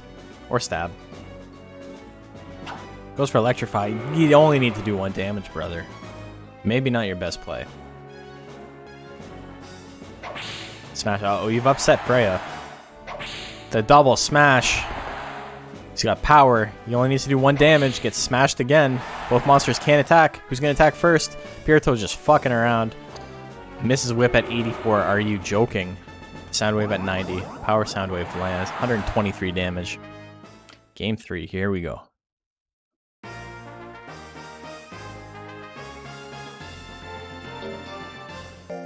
I had dozens of discs to read from my parents, and I wasn't smart enough to write down which each did. Yeah, so that's the thing. When I was a kid, too, I didn't remember.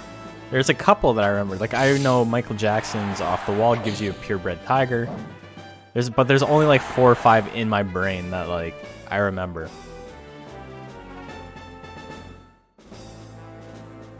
We were talking earlier, a couple of days ago on stream, about how Creed's Human Clay gives you a Muddy Gel, which is just the funniest thing because it's got a guy on the front that kind of looks like Muddy Gel. And I'm almost certain it was on accident.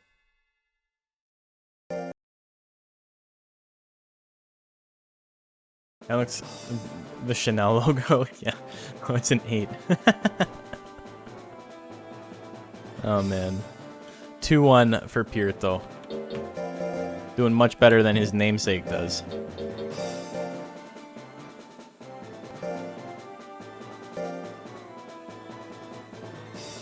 Imagining Zilla sneaking into my house very poorly. Just no door left. Nighton proc power every round. Yeah, Nighton loves his power. He's a very powerful little snail. Okay, we got Noslin and come here for the end of round 4. There's a couple you have memorized from playing as a kid. The Yu-Gi-Oh! Tie-in CDs from McDonald's give you a pure galley. That's so funny. It's crazy, like, what your brain actually, like, holds on to, right? Like, I cannot think of something more useless than my brain internalizing that Michael Jackson's Off the Wall gives you a purebred tiger. Because purebred tiger is very easy to get. Like, tiger's a very common monster. Everything can combine with it. It can combine with everything. So the chance of getting a CD with tiger on it is extremely high and being able to combine for a purebred. But for whatever reason... You know, It'd be great if I remembered which CDs gave me my my Garuda, because I have a CD that gives Garuda, which is a really cool CD, but I don't remember what CD that is. I probably don't have it with me. I think it's one of my parents. Why is the dog name Come Here? What do you say to your dog when you want it to come here? Prediction done. Yes, it is. Okay.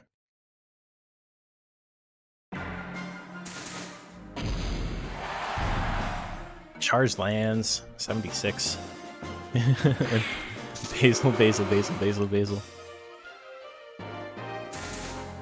Believe it or not, that's not universal, Macho. I think that may apply to only your dog. Jump low with anger. Don't jump low with anger. So shall we can say. Missed. People really like Come Here in this.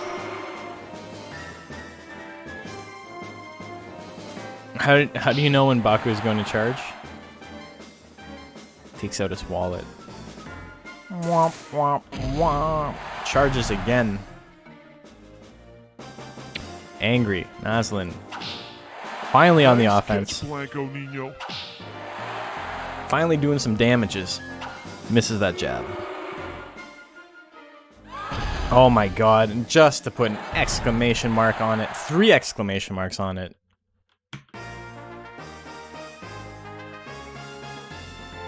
When you say pss, pss, pss, pss, pss, pss, I yell Come Here, and Bacon comes. Lightning misses at 53. Whiffing again. Charge lands.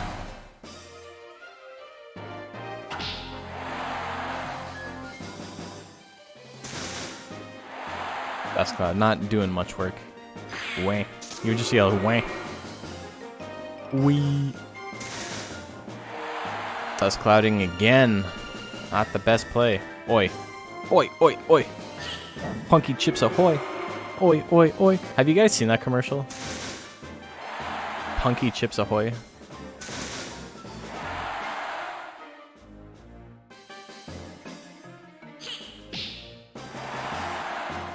Does Punky Chips Ahoy work as a name? Punkychipsa. Fuck. 2 letters short. Oh, Naslin's gonna win game 2. Let's go. Why does Hopper suck so bad in general? Hopper's not very good in general. This is not a particularly good build. This is kind of an experimental build. That is not necessarily paying off. That's the thing with Monster Rancher. The guy who made this, who made Naslin, is Alkius. Alkius is the guy who created hard mode. He knows a lot about Monster Rancher. But the thing is, when you already know it works, sometimes you get bored with that and you try off-kilter stuff. That may or may not work. It's experimental, right? So this build is kind of like really bad, but I don't think Al is unaware of that, you know? Hopper's kind of alright in game. I think in hard mode he's actually not that bad. People love to talk shit on him, but I think he's actually got a lot going for him. The double lightning. Bro, he doesn't have any guts. You don't need to wither. Holy shit. Jump low misses. Yeah, so in Monster Rancher Battle League Season 1, I got to top 6 with a Hopper. Like he made it to the finals. And it was a tank too. It was only one of 2 tanks that made it to the top 6. The other tank was also mine. It's about sending a message. It's about winning against one of the best monsters in the current tournament, which is what he just did.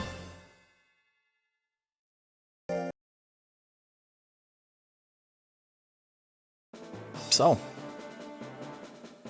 Naslin gets the win. I wasn't expecting that. I don't think you guys were expecting that either. But it happened. Yeah, so the thing about Hopper is that tanking is actually a viable strategy with him.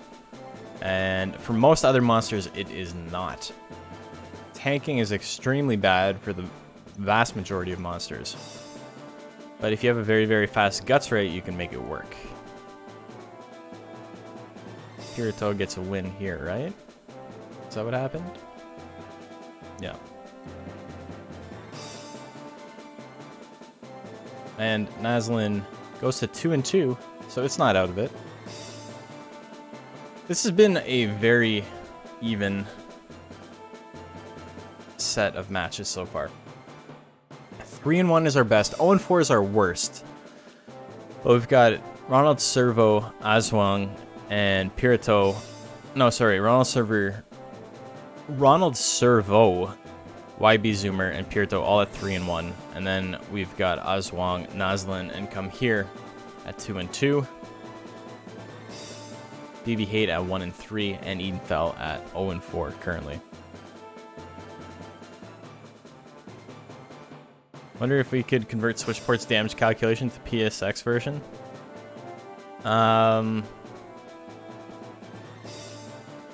Maybe. I don't know. I don't know what you would have to do to make that happen. That seems like a lot of work, to be honest.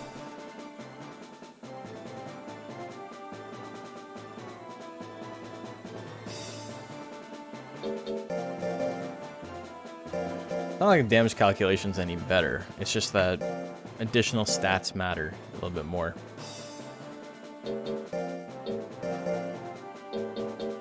Wouldn't make defense that much better. I think it'd arguably make it worse. What are we up to?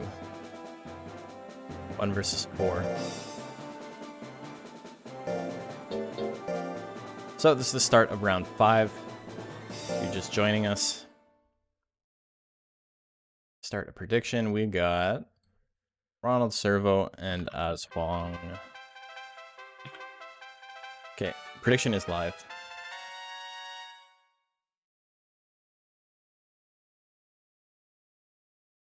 Make your bets. Did any Monster Rancher make defense not broken? I think the advanced games, without traits kind of fuck everything up. But I think without traits, I think the advanced games actually do a very good job of it. If you guys don't know what I mean by traits, every monster has like a million like things that they can like get as they get older or when they're born, and basically it's like bonuses. It's like nature in Pokemon kind of, or like special abilities. And basically it's stuff like Durhan has one called like heavy armor, and it makes it so he's less evasive, but he takes less damage regardless of what your speed and defense are. It adds a bonus to defense and a negative to speed. And so there's things like that, right? There's a couple that do that exact same thing. So there's one called Shell Armor, one called Heavy Armor, and then there's a couple others, right? And you can just stack them infinitely. Oh my god, the one-hit kill on Laser Cutter. Remember, Aswang has 400 speed, so that's not like... Laser Cutter is not normally going to be a big issue in this matchup, but, you know, it was there.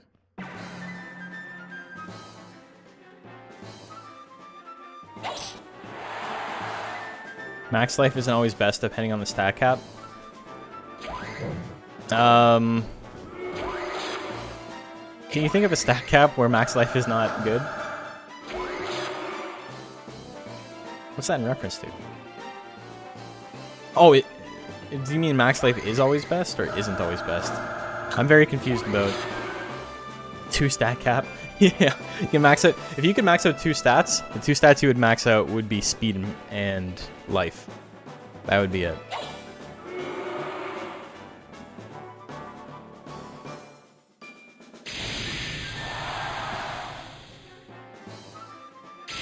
If you had like a 2200 stat cap meta, you would max out speed and life. 3500, most people aren't going to run 999 life. No, but the difference between 999 life and like 890 life is not really that big of a deal. 2 stat point cap. Oh. Well,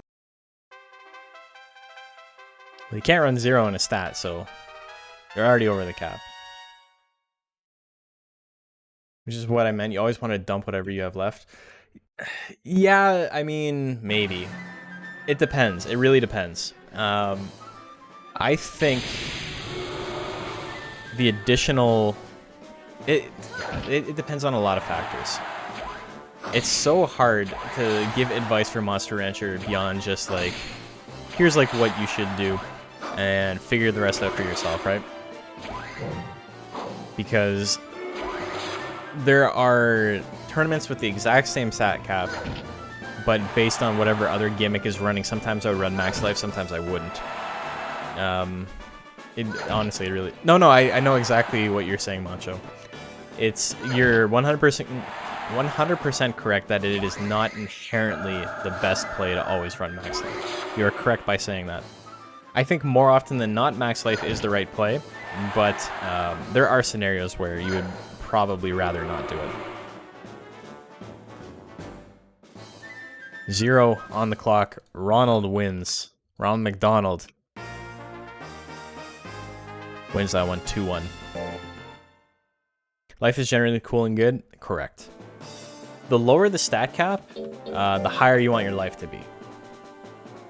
Just because mathematically, how do I say this? So if you increase your defense from like 100 to 150, the amount of defense reduction you get, at most, is probably like 5%.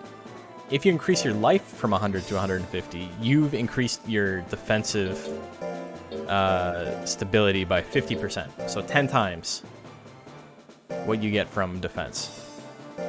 The lower the stat cap, the more having higher life matters. 4 stat cap, life sucks? No. Life never sucks. It's just that in a 4 stat cap meta, you get to max out 4 stats. And so it's 3 stats and then 800 plus life, whatever. Usually. Normally when we talk about a 4 stat cap meta, we're talking about 3,500 plus without a form restriction. So that means that you would run 760 speed, 950 skill, 950 power, and 999 life. That's the 4 stat meta. Lately, we've been seeing a lot of tournaments where you cannot adjust form, which is interesting. It changes the way that you approach things. It does mean that you need to invest a little bit heavier into speed at the cost of life if you want. It's just a different type of tournament, you know?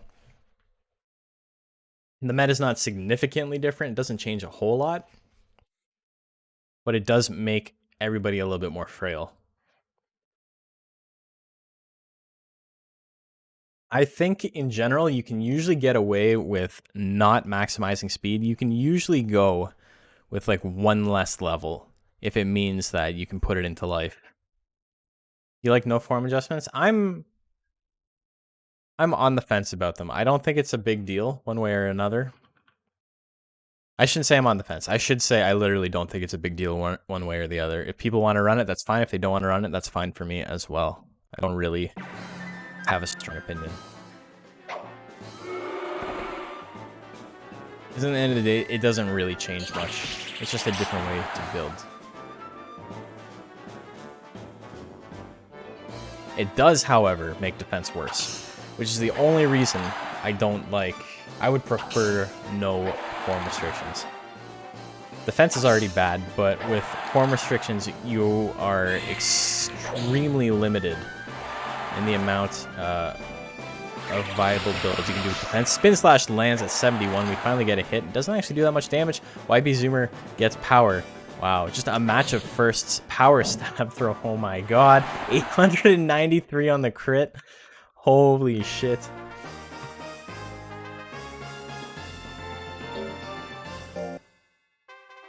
Four times damage. YB Zoomer takes it. Something funny about force feeding your monster before he fights. Gaining 100 pounds in 2 months. I know. You yellow-bellied zoomers! In my Tropical Cup build, I went with only hit text, so I went with a smidgen less skill and more life. Yeah, so that's the thing you can do, right? That's a completely viable strategy. It's always... People always talk about how skill is the most important stat. And for the most part, they are correct. It usually is the most important stat.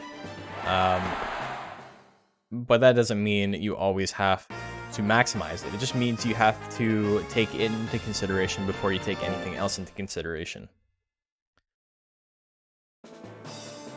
Because the thing is, if you're not landing attacks, you're not winning. You need to be landing attacks.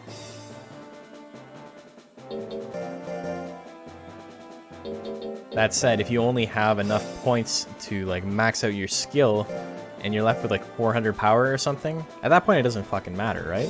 At that point it doesn't matter if you're landing your techs because you can't do any damage. So, I don't know.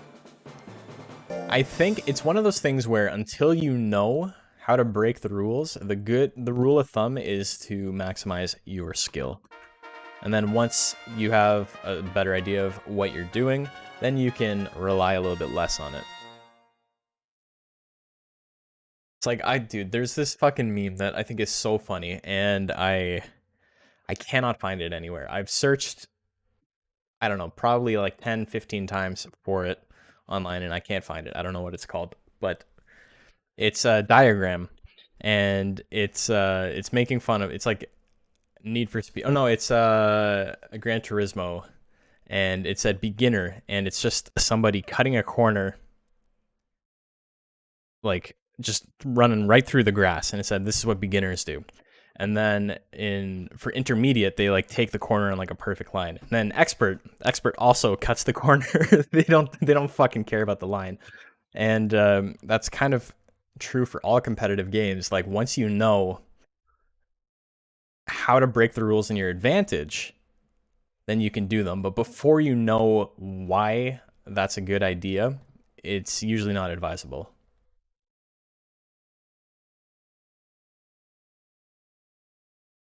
Trotter's a funny monster. I misremembered him and thought Trotter had a yellow torso with red sleeves, but I'd already committed to the name.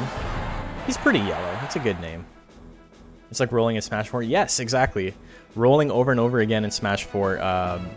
Very strong defensive option. So it's a thing that new players would do all the time. And then anybody who was like competent at the game would punish you for it. And then, so mid-level players would not roll at all because they're like, man, I keep getting punished for this. I know it's bad. I'm not going to do it. And then you watch high-level players and they fucking roll all the time. All the time. But they just do it intelligently. Dude, Macho, it's not even like rolling in Smash 4. You know what it's like? It's like rolling in Melee.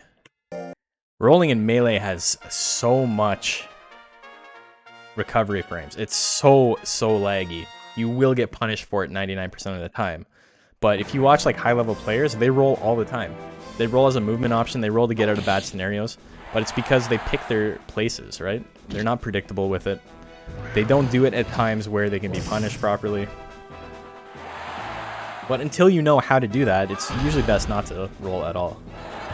HBox super good at rolling. Yeah, and Puff's roll fucking sucks too. That's the crazy part. Was that a 2-0? Or that was really quick. That was 2 games. Or is it 1-1? I forget who won game 1. I'm gonna look it up. It is 2-0, right? Yeah. It always gets confusing when both monsters land really heavy damaging attacks, and I'm like, hold on. Did that trample kill before?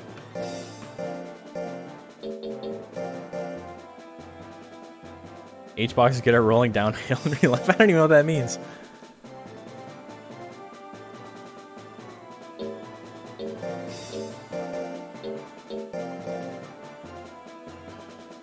Okay, our last match. Round 5. We got Noslin, we got Pirito. Little boys fighting each other. You like funny snail, or do you like the lemur with the rat tail?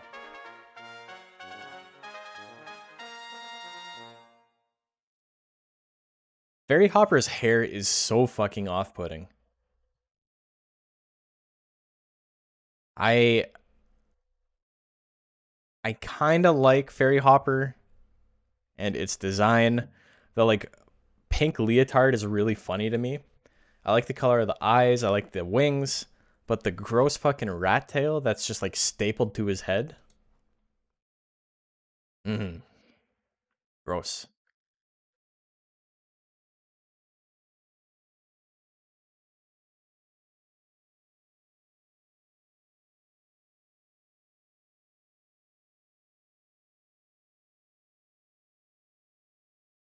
Thought it was just a marking. If you look, it goes all the way down the back of its head. It very much looks like hair. His skull's actually just split open. It's just a giant wound. And he's got scurvy, so it's not healing. That makes sense. That's the lore now. That's canon. Hits him with the hook. Dude, you cannot look at Nighton and not be enamored, endeared by him. Look at it. Like, when he gets hit even, he like goes all squirrely. It's great.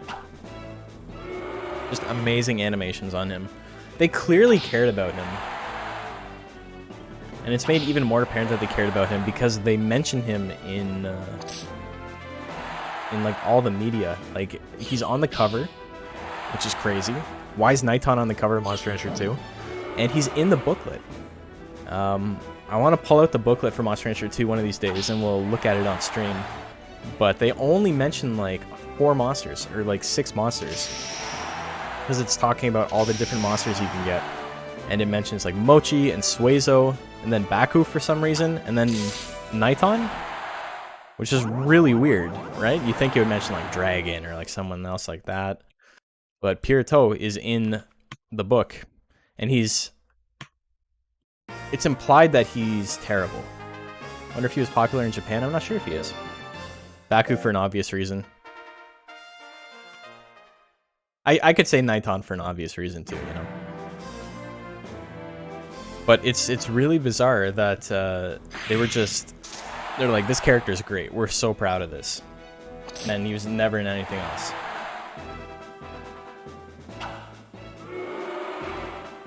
That's the part I don't get. Why kill him off after 2? There's so many monsters that are only in Monster Rancher 2. So many fantastic monsters that are only in Monster Rancher 2. Jill never shows up again. Arrowhead shows up in the advanced games, but I don't know if that counts. But Jarl never shows up again. Joker never shows up again in his, you know, Joker form. No one figured out how to unlock him. Even the game devs, they're like, you know what? We can't figure out how to unlock him in Monster Rancher 3, so it's over. Soundwave hits, a little bit of damage, but it's not enough. Pirito's in trouble. Another hook, 4 seconds left on the clock, it lands. It's not dead, but another hook could do it. Soundwave, even on a crit, it's not going to be enough. Naslin wins 2-0. Fan theory, I think Nighton and Zilla were planned to be in a cut ocean expedition, and they lumped them in with the mermaid. That's interesting.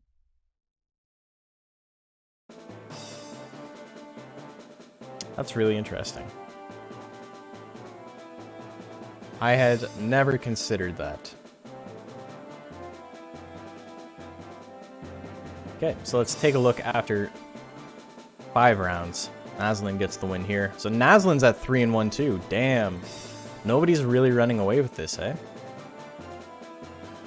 I don't serve about 4-1. We got YB Zoomer at 4-1. And then we've got Naslin, Pirito come here all at 3-2.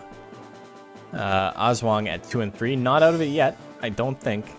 And BB Hate's struggling a little bit. I don't think he's going to advance just based on... Very unlikely that he will advance. Edenfell has been eliminated. Moose B4 Money Tree. Sorry, brother. You're not one of this select few. Edenfeld has beaten more monsters in B rank than in C rank. Sometimes it's like that. Is Pirito okay? Okay in what sense? I'm sure he's doing fine. Kato was replaced by Momo. Yes, that too. But Kato was replaced by Momo, and then Momo was disappeared after 3, so that was strange too. Is he going to advance? He's in a good spot. He hasn't been eliminated. He's in 3rd place right now. YB is 4-1, but has 2 tough matches left. Yeah. It can be misleading looking at it, but it's always worth checking out the bracket to see where we're at.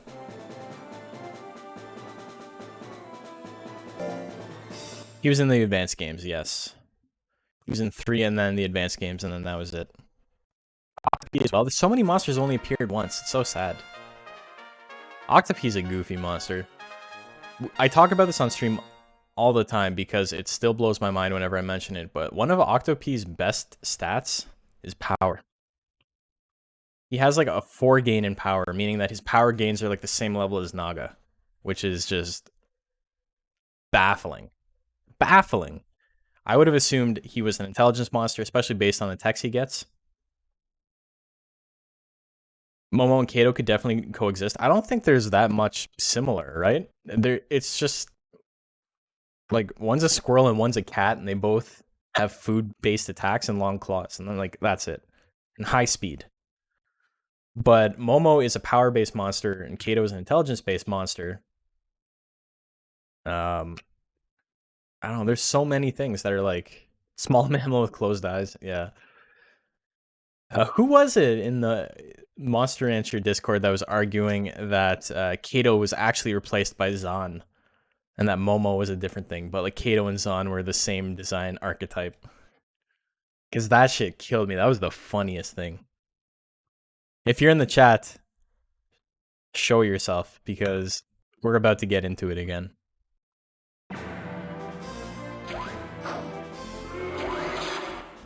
These monsters are the same. Let's talk about Ronald YB Zoomer. Yeah, they're both 4-1 right now. What's a Zan? Zan's a monster that appears in 3 and 4 and Evo, I suppose. He's like he's supposed to be like a ninja, but he's kind of like a bug. Oh, just Google Zan Monster Rancher, you'll see it. It's cool. Ninja robot. He's not really a robot, but yeah. He's very bug-like. The Shadow Hedgehog of monsters. It's very grimdark. But I'd be lying if I didn't say it was cool as hell. Oh yeah, I love Zan when he drinks alcohol and is also a cat. I think the implication was that Kato is a ninja and so is Zan. But Kato's drunken master, right? Like, it's not really ninja. It's very clearly a drunken master archetype. It's supposed to be an old fart with strong martial arts skills.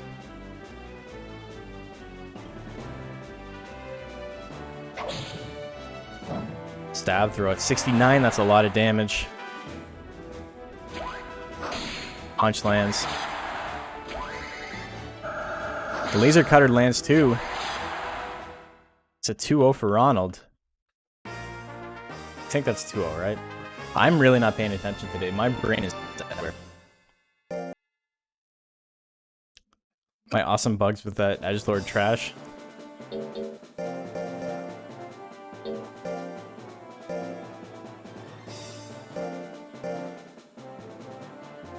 You're the real faker. You know what? Fun fact, I'm not a big fan of Sonic.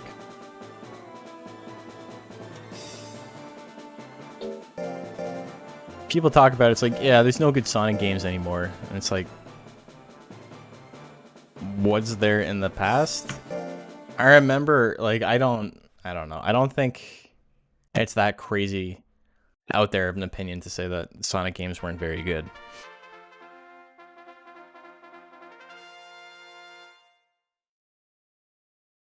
It says in the descriptions that it's a battle machine created by ancient scientists, so maybe a robot. Oh, interesting. Sonic Generations was good. I haven't played it, so I don't have an opinion on it. I try really hard not to have an opinion on games I don't play. But like the old Sonic games were like very fun when I had literally nothing else to play. Like I remember playing Sonic 1 at the local mall while I was waiting with my mom to get her tires changed. And it was on a cabinet in the waiting room. I think that's fun I've ever had playing Sonic. I'm not a big fan of like the main gameplay concept, right? Like it's oops.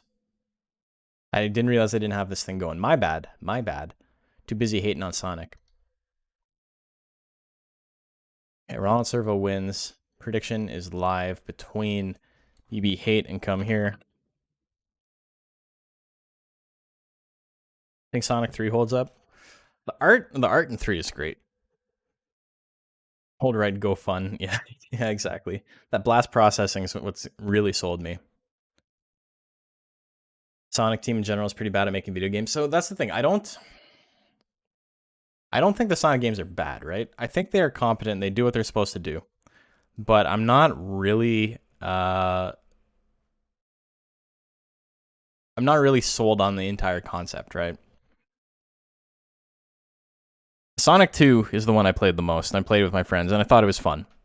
And I think that's about it. I'm not a big fan of Sonic 1. I played it quite a bit, and it's whatever. I played the advanced games. I played Sonic Adventure 1, not 2. Sonic Adventure 1, I think, is significantly worse than people say it is. It's just Sonic 06 with less bugs.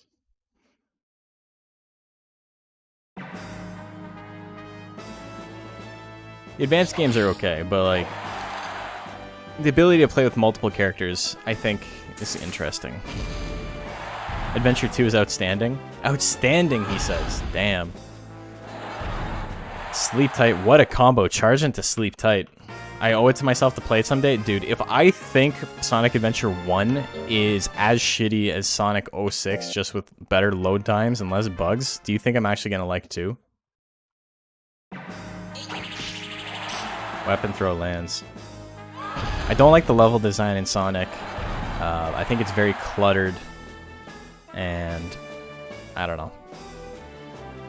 No, absolutely not. So this has been a hate stream. The FromSoft games suck. The Sonic games suck.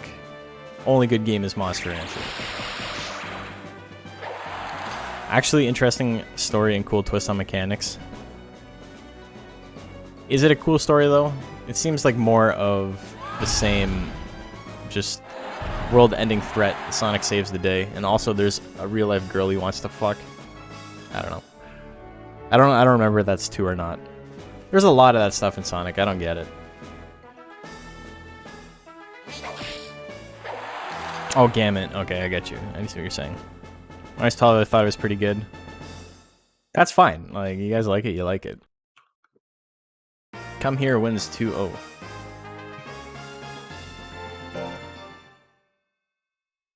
No, Shadow wants to fuck the girl with space. Anyway.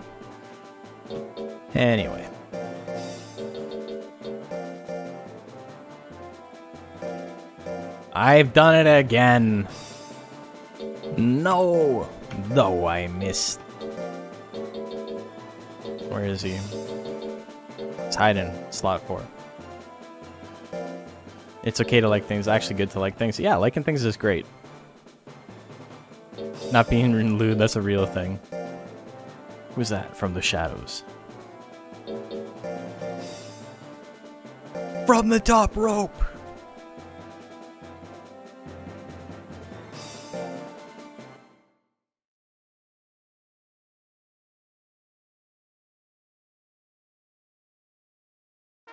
You like Sonic 06 like how you love a car crash? You love car crashes?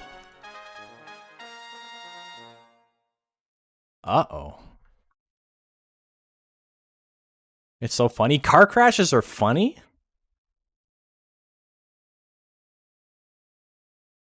Can't believe this is happening in my chat right now. Must own an insurance company. Human suffering. You hate to see it. This is so sad.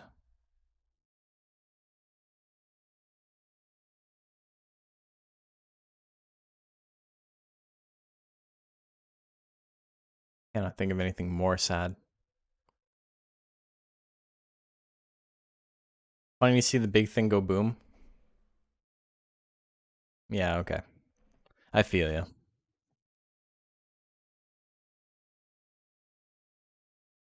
I was watching a compilation of Russians doing crazy shit with cars the other day. What is going on over there? We gotta, like, stop Russia until we find out what's happening.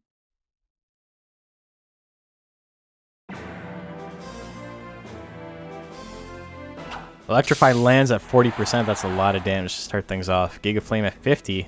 That's kind of spooky. 50-50 shot. It lands.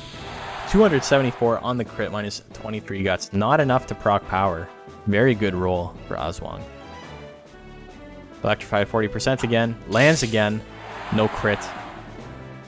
Aswang's still in this. Flame at 49. Both of these monsters just attacking constantly. Real power. We got real power, ladies and gentlemen. None of that fake shit. Flame lands again. 140 damage. And the grit. Are you kidding me? That is the quickest I've seen the 3 battle specials proc in my life. Next hit wins. Stab. Will it kill? It does. The crits for 131 damage? Are you serious? KGB knocks on Nash's door. Uh-oh. I'm in trouble. I'm gonna have to get someone to test all my food before I eat it. How many American dipshits have tried makeshift ramps? Just replace cars with motorcycles? It's like the entire country just watched Jackass Season 1. That's what it feels like. And they're like, that looks cool. I'm gonna do that.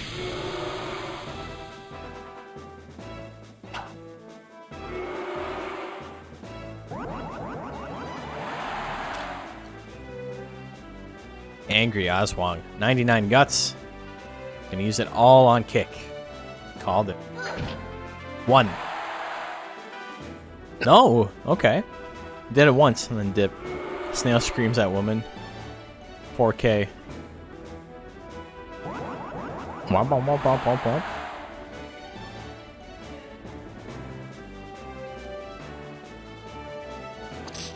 Oh, whip. She has hurry. That crit kick. Oh, big damage. 2 in a row. You know, 3 in a row. It's not going to be enough. Pirito is going to take it. Classic Pixie nonsense of forgetting how to play.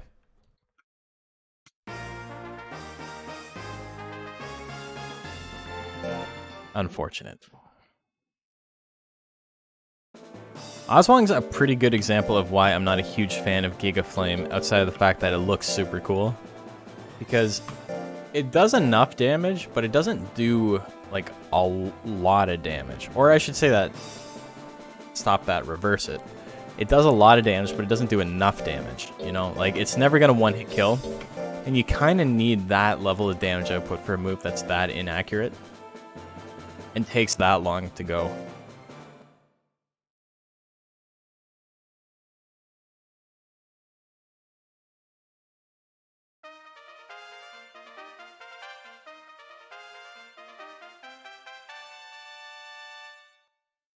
Eden fell.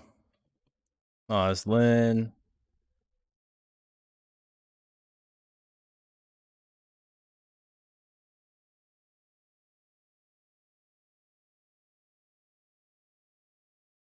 Okay, prediction is live. Make your bets. Who do you like?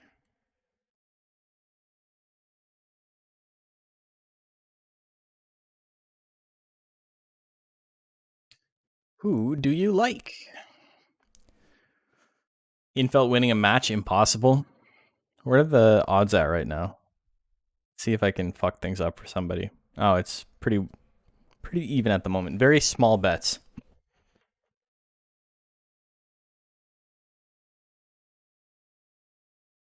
So the thing is that even with that defense, Edenfell's trample is probably going to outdamage whatever Noslin can do to him. I don't know. Hard to say.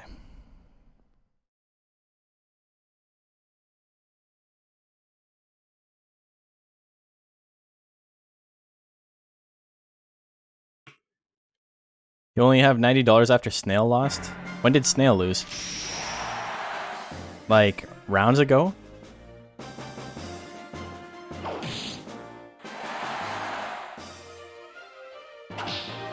Oh, to Horseman. Gotcha.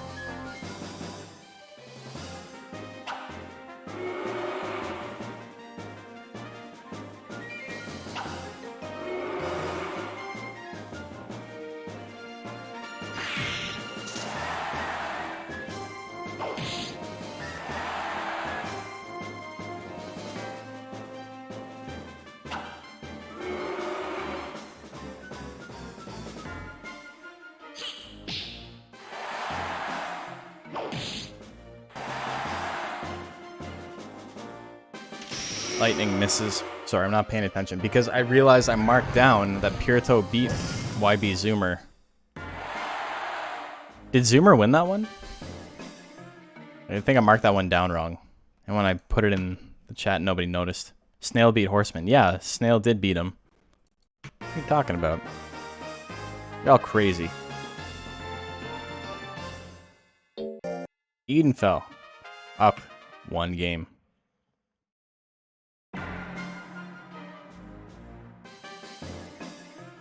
Snail lost to somebody. He lost to Nazlin. Oh yeah, that was the big one. It was Head Wound Rat. It was Head Wound Rat that beat Snail, yeah. Oh, the jump blow. The big damage jump blow. Little jab misses. You proc power 3 times. Yeah, that's true.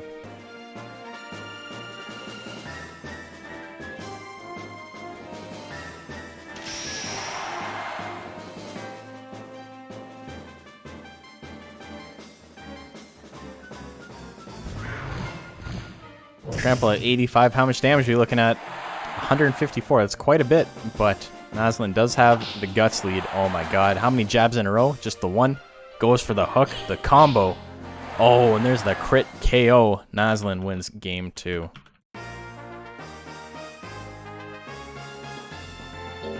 You say make me rich, but Nazlin has the lion's share of the bets at the moment.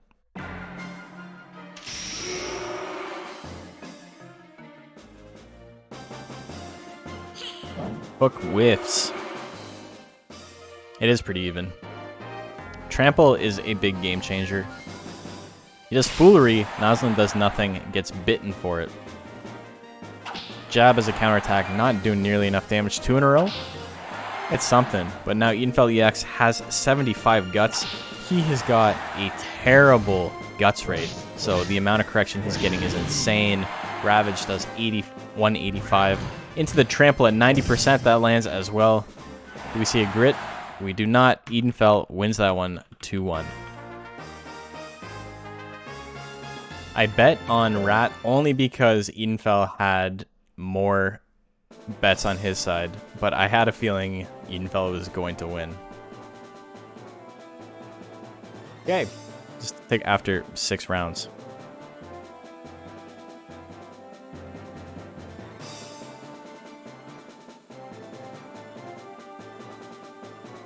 Let me choose outcome prediction real quick. Okay. So, 6 rounds down. Ronald Servo is 5-1. YB Zoomer is 4-2. Purito is 4-2. Compere is 4-2. Nazlin is 3-3. Oswong is 2-3. Edenfell and BB Hate are at 1-5. So right now, it looks like there's about 6 monsters that can contest. Oswong versus Nazlin is coming up next. If Oswong wins, it may actually stop... Will it stop anybody? Yeah, if Oswong beats Nazlin, Oswong can stop Nazlin from getting into top 4. Nazlin needs the win if it wants to advance. Bro, Q and baseball 1079. What the fuck? Get out of here. Bro, yo, you serious? 3 in a row?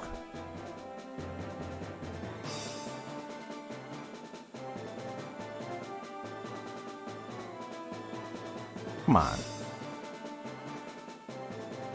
You want to be famous? I mean, you could have clicked on the links. Nazlin getting to top 4. It may get to top 4. May.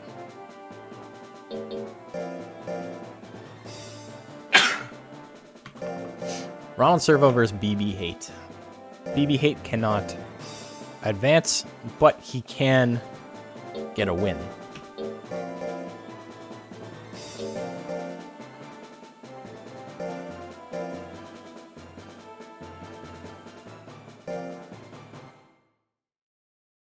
Okay, let's get the prediction live. We got Ronald Servo and we got BB Hate.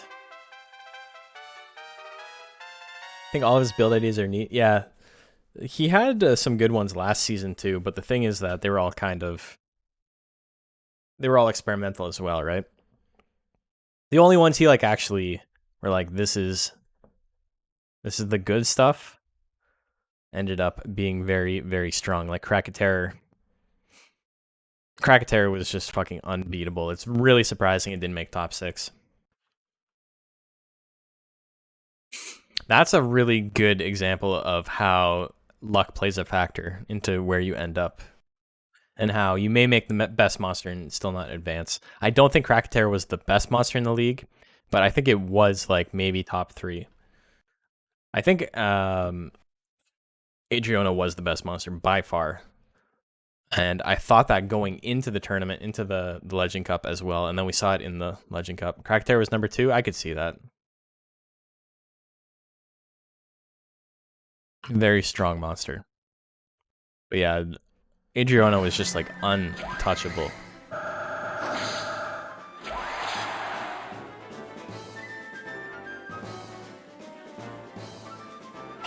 Weapon lands. Number 3 was Borton. Borton, forever king, you know? Weapon landing. Doing a little bit of damage. 3 in a row. And then he gets kicked. It's like a dad beating up on his kid. That's what this looks like. It's the weapon. Take your son to work day. Beat your son up at work day. Don't kick the baby. Punch. Oh, he misses. Bro, what were you even punching at? One of my favorite things about the camera angles in this game is that they work almost on like a movie magic type beat where it's like fight choreography and the camera angles make stuff look like it's hitting when it's not actually landing. If it just did a side angle view of Hanger punching, the punch would go over 90% of the monster's heads. Fucking Hanger's the tallest monster in the game, or like tied with Zilla. Slightly smaller than Zilla, I think, but he's like taller than Golem. If he punched, he'd punch Golem in the face, but everyone else, it's like over their head. Mom said it's my turn on the Xbox. Oh, hits a spin slash, takes him out at the knees. Makes him angry. He's alright, you know what? Fuck you, kid. Fucking break it, bop your fucking head off. They both can attack again, it's not over. Thought Hanger was medium? No, he's very, very tall. Oh, punch misses at 76. Oh no. Oh no. Pushes him back into weapon throw. It misses again. Are you kidding me? He's going to win on the 1 HP. Are you kidding me? Oh my god. BB Hate had a chance. Never say he didn't have a chance. That was Garbo.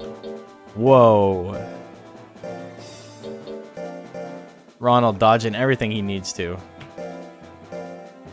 Love when matches get weird. Yeah, it's goofy. Okay, we got YB Zoomer and come here. 2 of the best monsters in the tournament right now.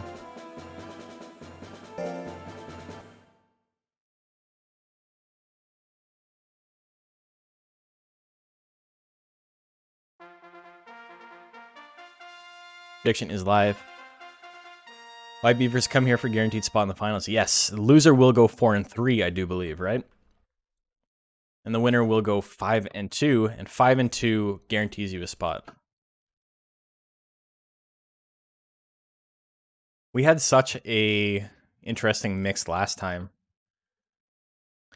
that we had a monster go 4-3 that was never even considered for top 4, because we had one monster at 6-1 and 3 other monsters at 5-2, which is insane. Never see that. That's like 4 monsters being incredibly dominant, and then a 5th one doing really well, but still not advancing. We've had monsters with a 3-4 record advance to top 4. I think that happened once, where like everybody was tied. I think a 3-4 record has advanced yet, or it has. I can't remember if it happened or not. My point is that 4-3 is usually enough to like compete for a spot, but it wasn't last time, which is really crazy.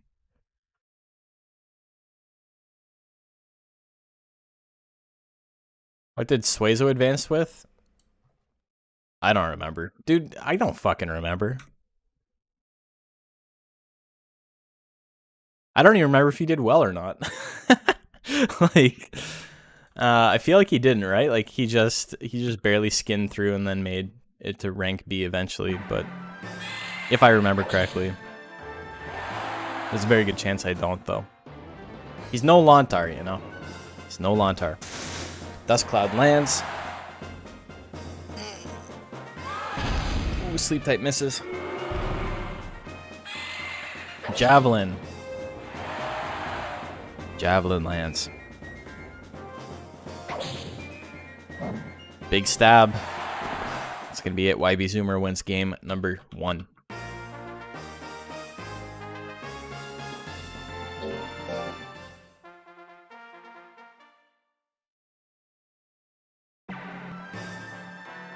Standing still. Who's going to attack first? Moves up to Tongue Slap range. It lands. How much damage are we looking at? 300 on the crit. YB Zoomer has a chance to counterattack here. Did not get power. Rear leg kick. Maybe not the best use of his guts right now, but, you know, it's something. Smash misses at 87%. Oh, no. Hits that time. Come here is able to attack again. Goes for the charge. Hits at 74. Do we see a grit? We do not. Knocks him down. Game 3 coming in.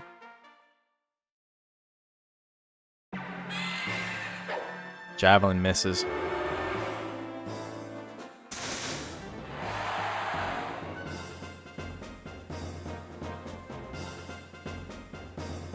Smash lands. 76. Sleep Tight misses 87 damage to himself. YB Zoomer's kind of running away with this. Come here is helping him. Rear leg kick at 95. That lands as well. Oh, stab throw misses. Tongue slap. 325. Come here. Gets the crit and guarantees himself a spot. My brain is failing as I'm trying to talk. Guarantees himself a spot in top 4. I don't know why that was so difficult. But for like a split second, it was the most challenging thing I've ever had to do.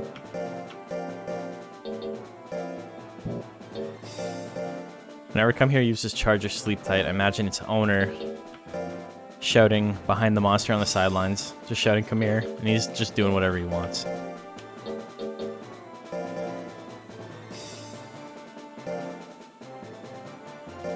Baku saying, GG Baku. Oswang and Noslin. Noslin needs this win if it wants to advance. Oswang cannot advance, but it can be a jerk. Sometimes that's all it's worth. Okay, prediction is live. Make your bets. Who do you like?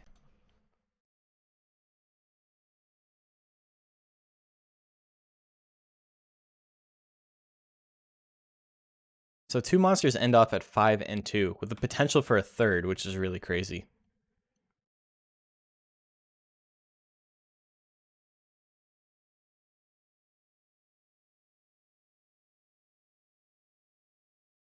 If Noslin wins this, and then Edenfell wins his next game, we will have 2 monsters tied at 5 and 2, and 1, 2, 3 monsters tied at 4 and 3. So we're going to have to do tiebreakers. You need Noslin to lose. It's true. That will help. You also need Pirito to lose. I feel like that one may be a little bit more one-sided.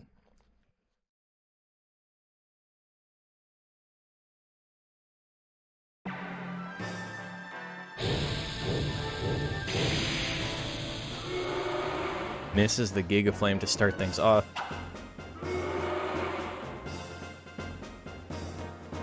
Jab misses at 41.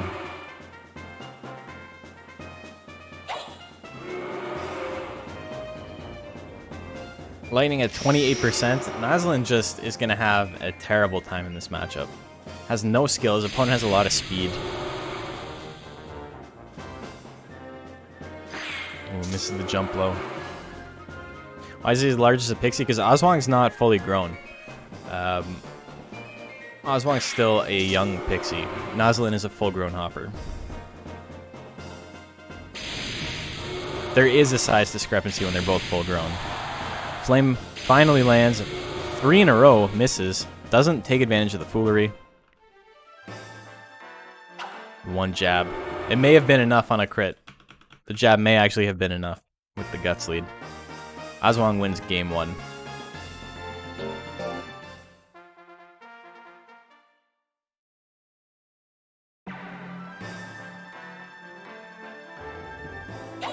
Goes for the pat. Misses that one immediately. Jump blow misses as well.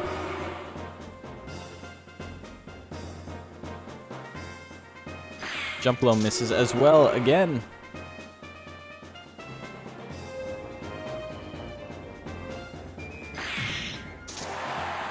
Damn.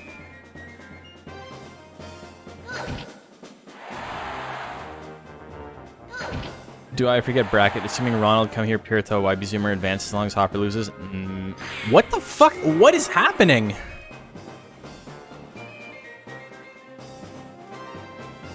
What was that?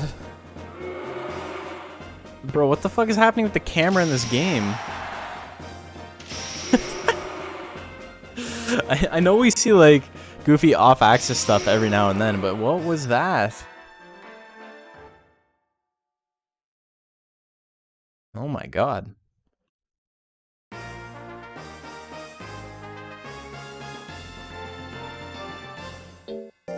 Game 3.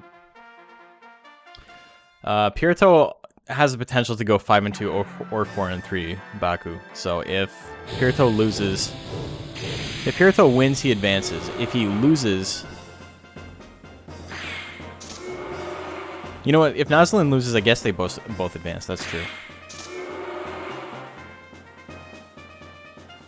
If Nazlin wins, then it becomes hairy. Yeah, you're right in saying that. Pat at 72 hits, a little bit of damage.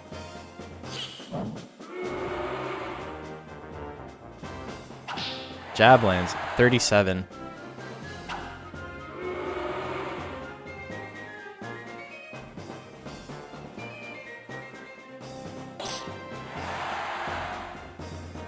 How many pats is it going to take this game? Lightning at 26, that misses. Aswang's losing.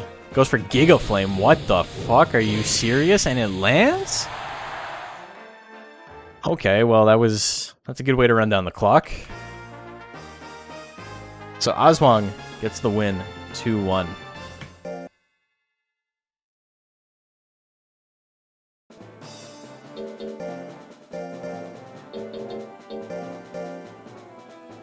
I want to watch this clip real quick.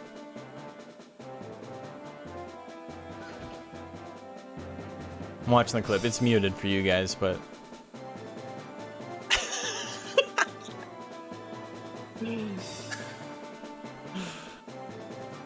Oh my god, that's so good. What was he aiming at? Oh, what a weirdo. What a little weirdo.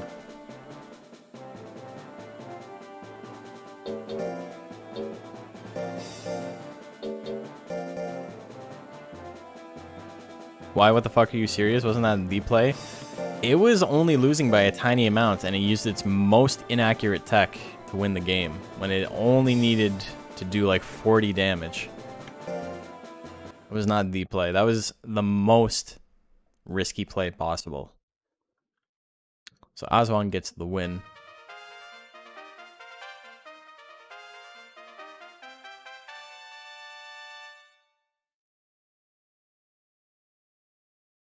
It's the play if it hits. It's very, very bad if it misses. It would have lost.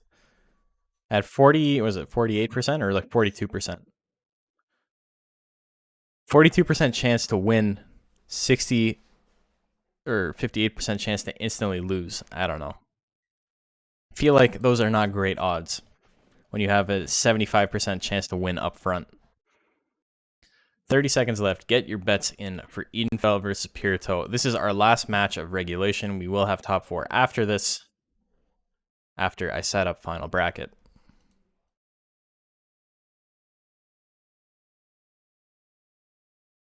Pirito with no defense at all. What is the strat here? Defense is a terrible, terrible stat mathematically in Monster Rancher. So nobody runs defense really. All in with 10. Wow, that is the lowest bets I think I've ever seen where there was actually a bet on both sides. Nobody cares about this one.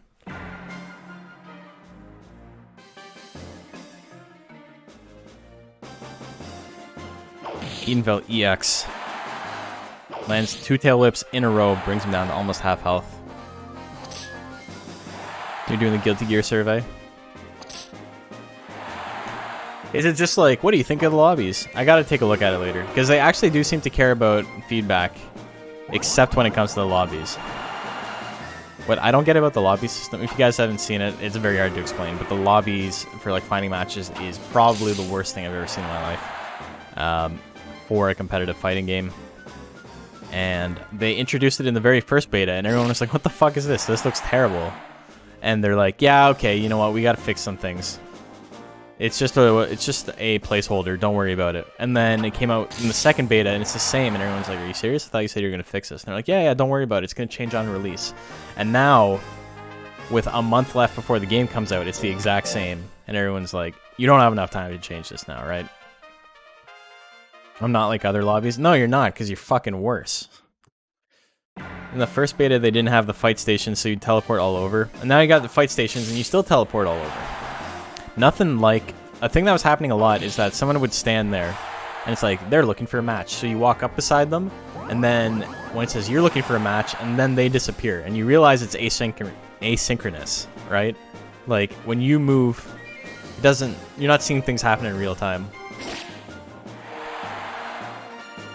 What you guys explain?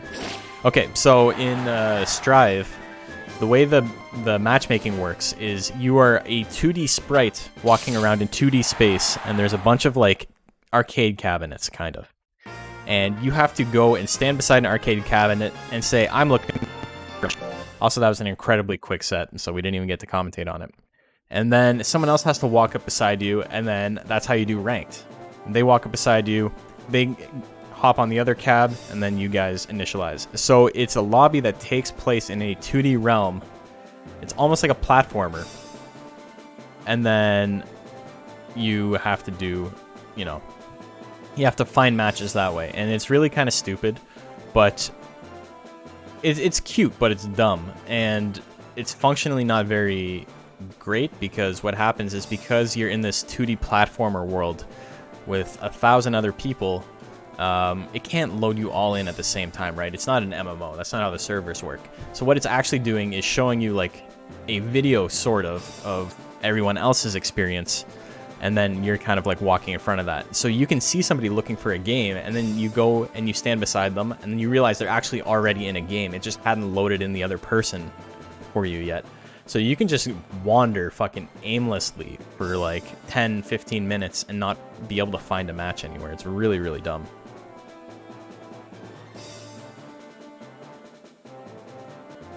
Didn't really feel that in my own play, but I've basically never played PvP, so you're not speaking from experience. They nerfed it. Yeah, so give me 1 sec.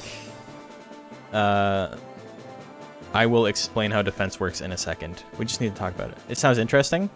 It's very interesting. It's so fucking poorly implemented is the issue. Yes, great idea and concept, sort of. I don't really like the concept, but you know, they tried something new. But it is just implemented so piss poorly.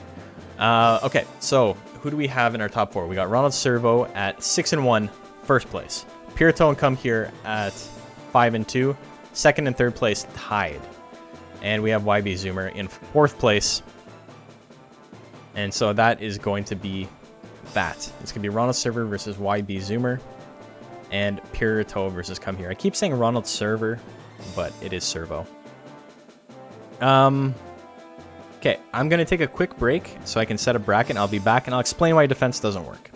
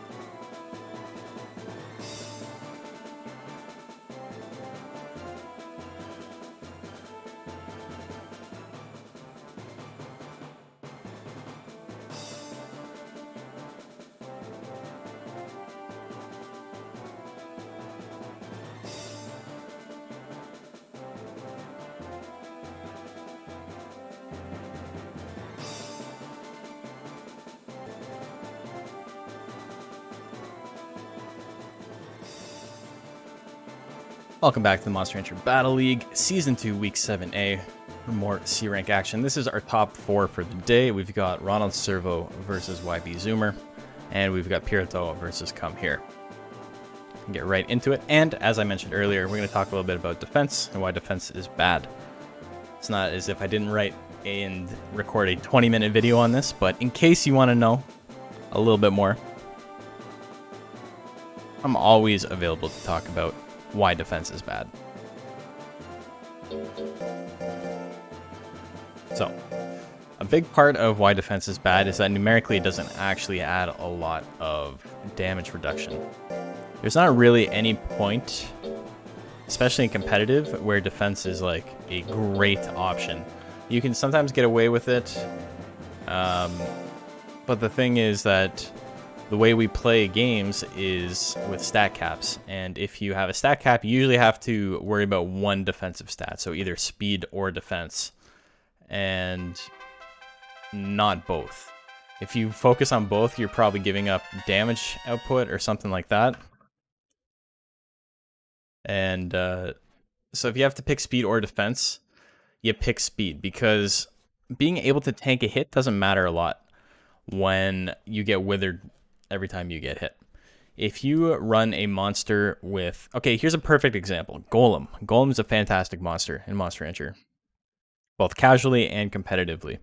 In the competitive scene, if you run a Golem with high defense and no speed, what ends up happening is that because he has such a bad guts regeneration rate, that he gets withered and never gets a chance to attack. We saw this with Price the Ape a couple of days ago, actually, as well. So what's funny is that even though Golem's supposed to be this big hulking behemoth with no speed, defense Golem is actually non-viable. You need to run a speed Golem if you're going to run a Golem, and if you do decide to run speed Golem, you've made a very good decision, because you've kind of, you know, made one of the best monsters possible in the entire game. It's really funny too, because like speed Golem's really strong, but Golem still has an extremely bad matchup against all of the banned monsters. Bet is live. Please bet so you can win chips. Hey, you got a pretty big pool. Not bad. YB Zoomer just smashing away. Doing the smashy. What he needs to do. Hammerfall, 74%. That whiffs. Lucky break for YB Zoomer. Hits another smash. Big crit there. Ronald Servo in a little bit of trouble. Punch lands, punches him right in the front of the horse. That's what you like to see. That one misses.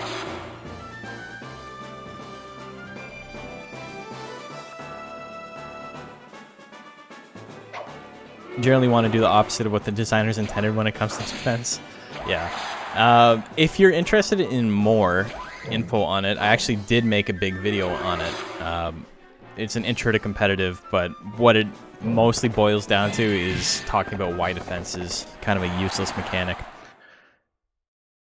It's not great. And in casual play even, you'll have trouble, because if you run a monster, unless your monster has a very, very fast guts rate, you'll run into issues where you just are not able to attack. And even if you could attack, it doesn't negate enough damage. Oh my god, the stab throw, the one-hit kill on the crit? I think if you did a hanger for C rank, you'd just go a cutter and 2 cutters. Yeah, what's his name did that? That was Agile's monster last season. Fuck, what did he call it? He raised a Huey as well. But he did cutter and 2 cutters and nothing else. It was really funny. Anyway. 2-0 for YB Zoomer. Very quick set. Next up, we got Pirito, who made top 4. Ronald Servo, YB Zoomer, Pirito, and Come Here. Fuck, what was his name? Oh, Neowise. He was Neowise, that's right.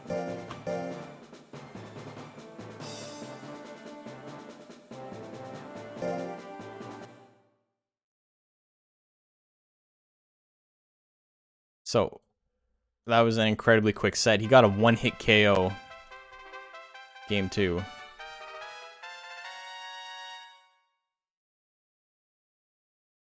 Here we go with our other top bracket match.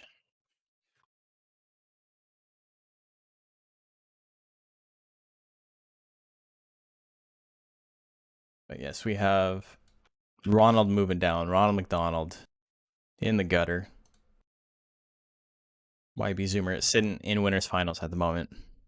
Like Baby Kablam, bad idea. Oh, I have a few early C rank highlights from season 1. It was fun seeing baby monsters of the finalists. Yeah, I know. That's why I want to hold on to all of this, right?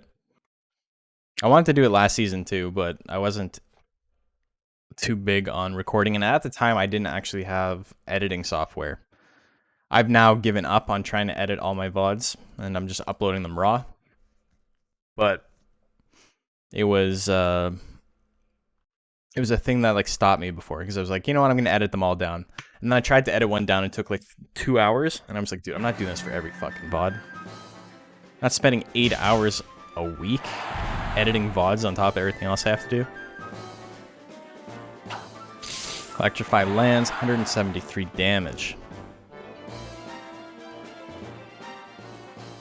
Electrify misses again. Ooh, come here in a good spot. Almost at 45 guts. Does not want to use Dust Cloud though. Sleep Tight would be solid. Goes for it and it lands. That's going to be a KO. 470 on the crit. Totally forgot about Battle League today. I don't think you had anyone fighting today.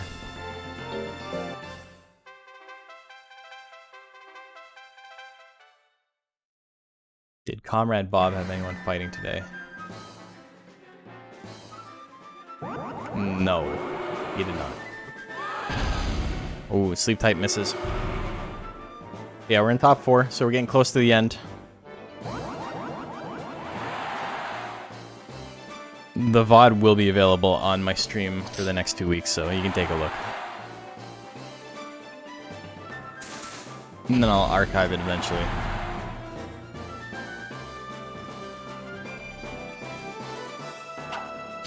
Electrify lands, 179 damage. Soundwave at 95. What's he gonna do? Hits it. Not enough to kill. Minus 15 guts though. Stops his opponent from attacking. Goes for another Soundwave. Still not enough, but at 15 life and the guts lead, he only needs to attack one more time. He has 70 plus chance to hit with everything. Goes for stab at 79. That's enough. Pokes him right in the teeth. Come Here was not a fan of that. That was the last straw.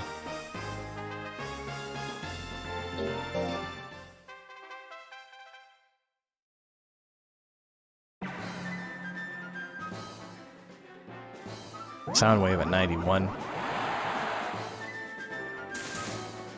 Ooh, hits the charge though. So this is game 3. It's been pretty close. Electrify lands at 71 again. Ooh, minus 10 guts. Just enough to keep him out from being able to attack. Pirito has enough to attack. Come Here does as well now. Sleep Tight can end it. Soundwave not going to end it. But decent damage and Withering. Come Here still above 45 guts. Charged lands. And now he's kind of locked himself out of attacking. Pirito can if he wants. Here comes another charge. He's still there. What's the absolute worst idea for a new monster? What do you mean by that? Like competitive? Ooh, Electrify lands. Pirito's damage output. Yeah, the shock, it's called Electrify now, is a lot better than it used to be. Does Come Here's third top 3? I think so, yeah. Design-wise? Bro, you can come up with so many shitty ideas for a new monster. That is an unanswerable question. Okay, so Pirito moves up to winners finals. We have Poop Monster, so we're Digimon now, is what you're saying.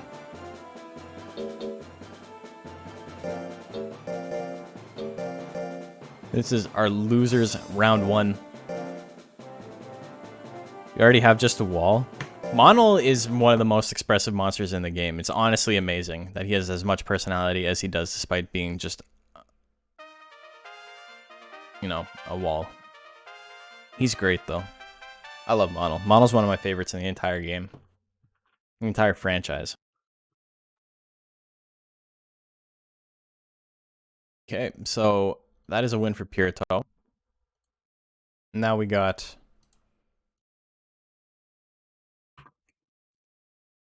Ronaldo versus Come Here.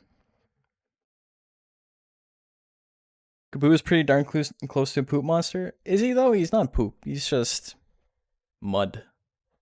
Just wet mud. No coffin, please. You guys gotta watch I Think You Should Leave. So I can say one-liners like that and you know what I'm talking about.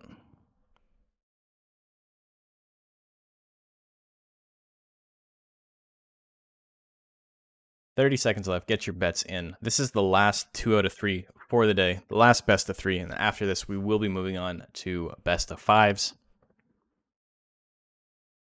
Heat up poo enough it starts to look like mud, bro. What the fuck?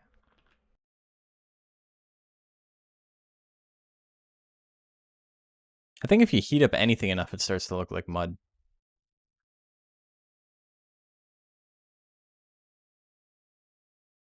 Okay.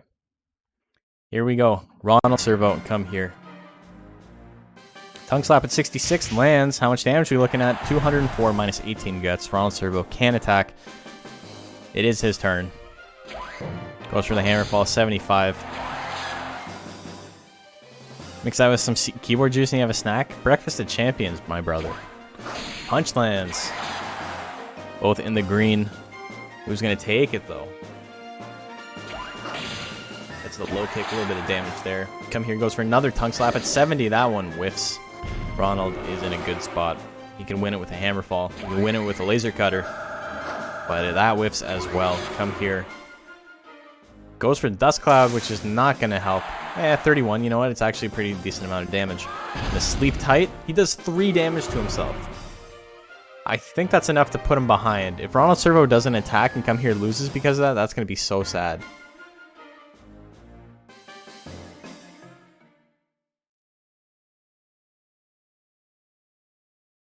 It's just enough.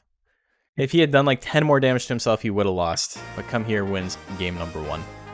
Are we going to see another first place curse? Ronald Servo goes 6-1, makes it to the top 4 in the first place seed, and is now 1 loss away from being eliminated from the tournament. Laser Cutter at 66 lands, 210 damage. I always thought of Gaboo as mashed potatoes. Everybody does. Everybody says that. Just a little mud man. A mudman, if you will. Charge misses at 79. Goes for the tongue slap, gets him. Up and down, 314 damage. Hammerfall, quick reprisal there. Ronald Servo, not wanting to go out like this. Didn't Japanese Discord tell us you're supposed to be tofu? I didn't hear anything about that. I don't know what Nendoro is supposed to mean, but that's what his name is in Japanese. Punch. Ronald Servo, not going down that easily.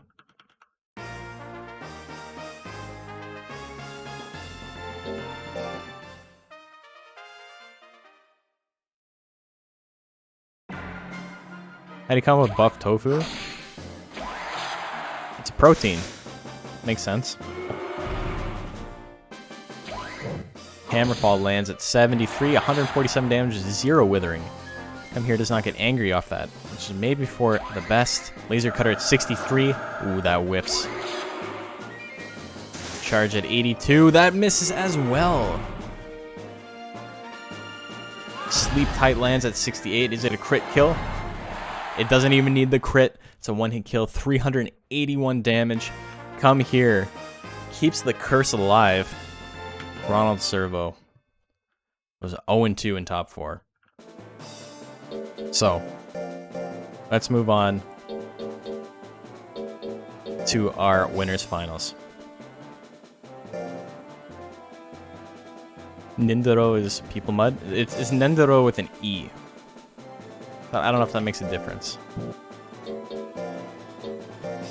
But that literally makes it sound like it's Mudman.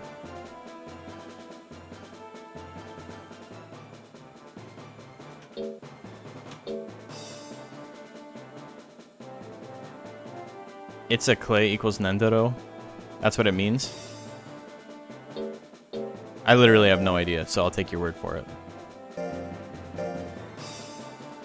Mud people. Mud people.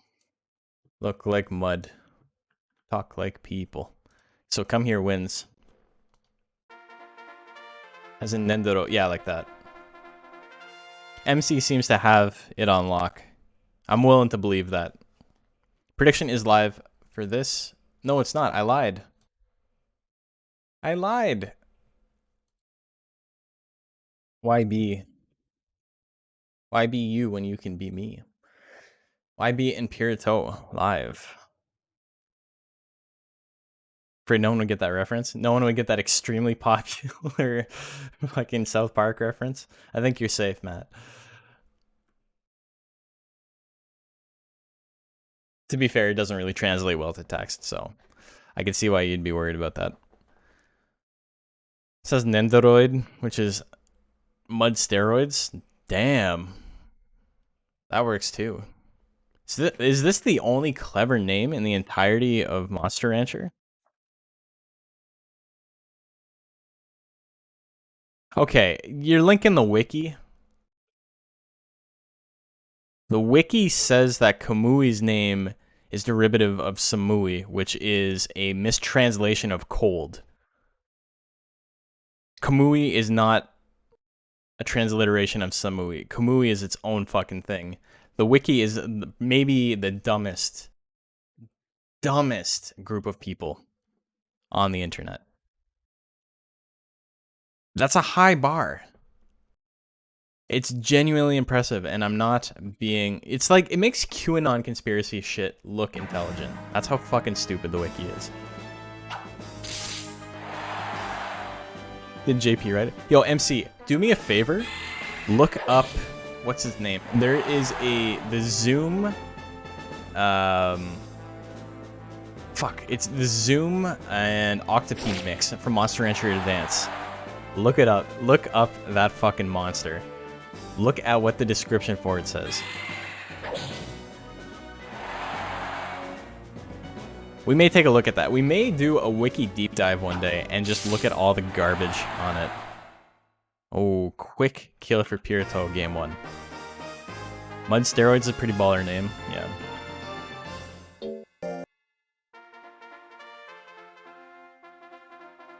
Pirito up 1 game. After this is over, we may, because we're not going to do a second bracket, we might just do a deep dive on the wiki for a little bit. Is this best of 5 already? It is. This is winners finals.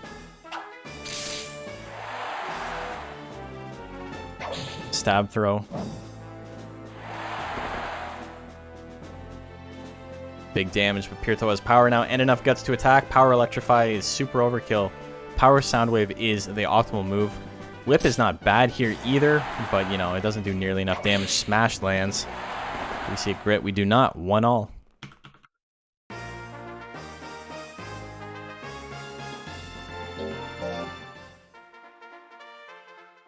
%90 of the descriptions on the wiki for the Monster Rancher Advance monsters is like weird, half fetish,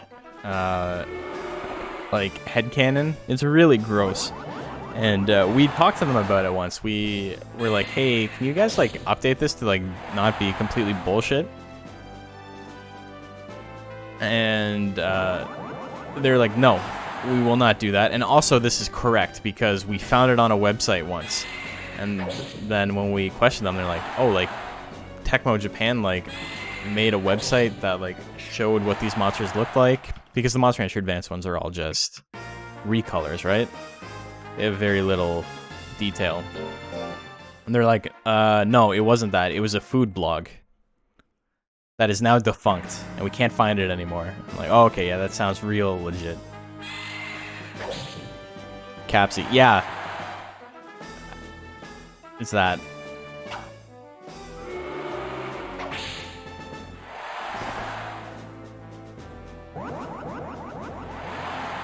There used to be anonymous editing on it until we tried to change that to just be like normal info, and then they locked anonymous editing, so now you need to make an account. Because they don't like people messing with their gross fanfiction bullshit.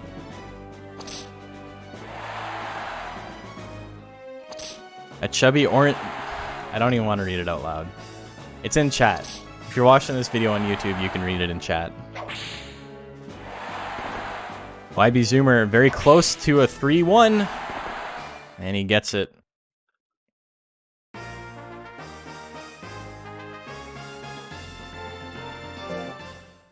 Just real quick, though.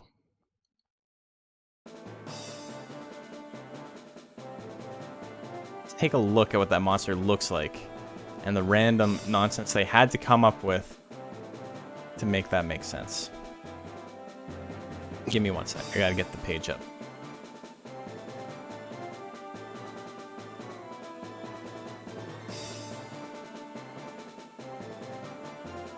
This right here, you can't see my mouse. My mouse is, oh, there you go. This guy right here is a chubby orange breed zoom. Okay, so already got a typo. That wears a diving tank on its back and scuba mask on its face. Its tail has suction cups on the bottom like a large tentacle, and large pink swimming fins on it to keep it from moving fast on land.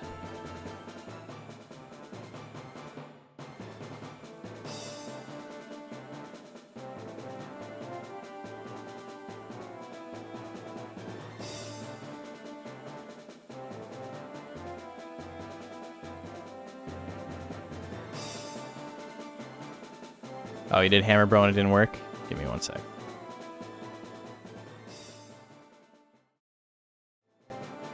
So it's not working properly. I have to like refresh it every time. It should work now.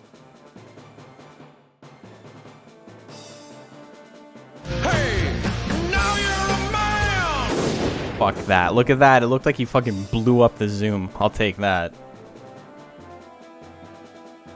What fucking garbage.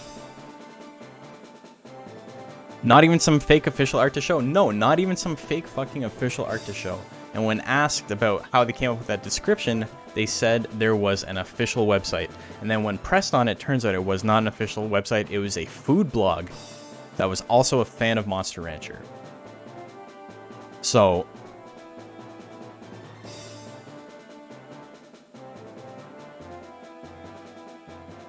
I don't fucking know, man. Just like the most deranged assholes on the internet.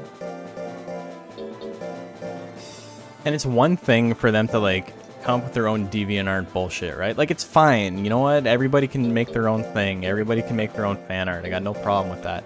Don't call yourself a fucking wiki. That's the issue. The amount of times someone new comes into chat and I wouldn't say argues with me, but they say something and they're like, I thought this was this because of it says so on the wiki. And it's like, bro, don't make me pull up the camera again because I'll do it. Do not trust the wiki. If there is ever a discrepancy between what the Discord and the Legend Cup FAQ says and what the wiki says, the wiki is wrong. There is not a single instance where we have incorrect info and the wiki is correct. Not a single instance. I will put a bounty on that. There is nothing on the wiki that is worth value of any kind. And the only things that are correct, we also have correct. So, you know, if LC has bad info and typos, will be corrected ASAP. That's true as well. Wiki drama can sometimes be so far out there. I want to do we're going to look at it after this. Prediction is live, by the way. I don't know if you guys noticed. Yeah, you guys have been betting. Pretty even bets. This is the losers finals. YB Zoomer has advanced to rank B. Winner of this will advance with him. But, you know, we still have one match after this to go. But there's been some discussion on there.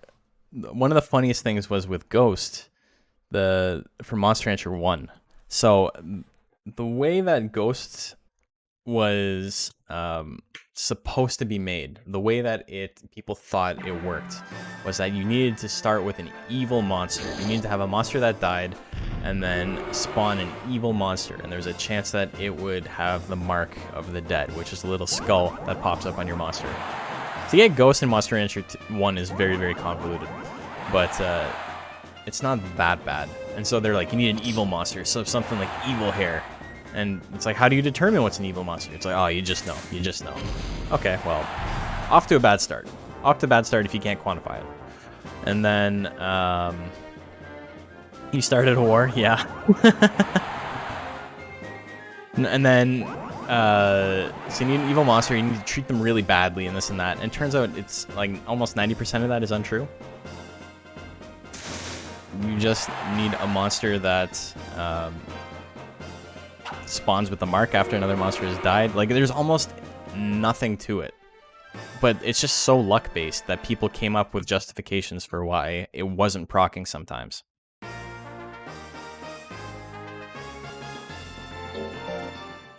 And we came in there and we're like, hey, this is actually incorrect. Here is the proper way to unlock Ghost in Monster Rancher 1. This is kind of an old, you know, it's an old rumor. It's a game facts rumor. You just need a monster to die. I don't remember the exact criteria, but on Legend Cup it is correct. But yeah, we're like, yeah, this is an old, like, most of this is speculative and rumors. It's almost equivalent to being able to push the truck with strength to get Mew in Pokemon Red and Blue. Like, that's the kind of level of like nonsense we're dealing with. And the guy that wrote the entry piped up and was like, hey, no, it's right. I tried it, I tested it, and it's right. And we're like, cool, can you like post a video to like prove it? It's like, no, I can't. And it's like, okay, cool. So you're bullshitting then. Come here with the victory.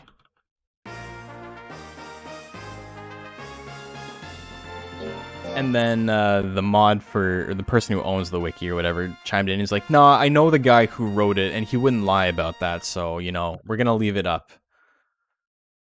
And then I made a joke about like alternative facts or something like that, and we got really, really offended. And then at one point, the wiki had both ways, the correct way and the other way, and it said there's some arguments about which of these is correct, but one of these is correct. And it's like, guys, just try it. Just try the fucking thing out. Nobody cares that you're right or wrong. Nobody knows who you are. But they had both of them up for a very long time, and then it took a couple of months before I think they eventually got rid of the old one. But yeah, it's just a weird circle jerk of people who don't know anything about the game pretending they do. The wiki it's actually embarrassing.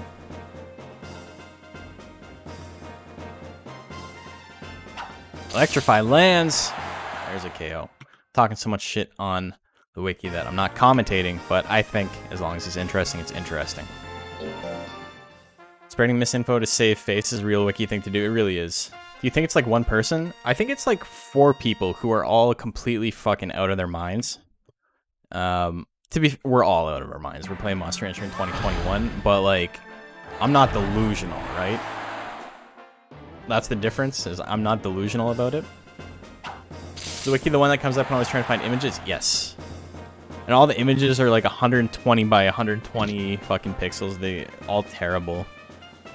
No high quality photos. There's literally no reason to use it. There's no info on there that you couldn't find on Legend Cup. The only thing I think the wiki has over Legend Cup is it has a better search feature. But, I mean, it's so easy to find what you're looking for if you actually know what you're looking for, you know? Ooh, sleep tight misses. Want me to go to a new page every single time I want to see one of X monster farms? Yeah. Electrify misses as well. Soundwave at 89, he's going to win it with this. Now, I think that's 2-1. I'm going to check real quick. This matters. The first match took a long time, so I can't remember if there was actually more than one thing happening there. It's really that simple to get a ghost. Yeah, ghost is not actually that complicated. People made up a lot of random bullshit about it. It's one of those things where when something is percentage based, when something is a role, it becomes very difficult to quantify exactly how to trigger it, right? And so people come up with random stuff all the time. So yeah, okay, so that's actually 3-1. I wanted to make sure, because I wasn't sure if Come Here had won the first game or not. I'm just looking through all of it right now to make sure. I'm pretty sure Pirito advances. Come Here won game 2.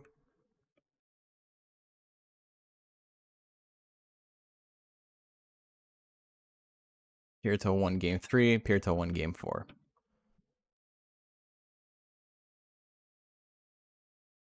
Wait, episode 69 of the anime is really called Mami Risks It All.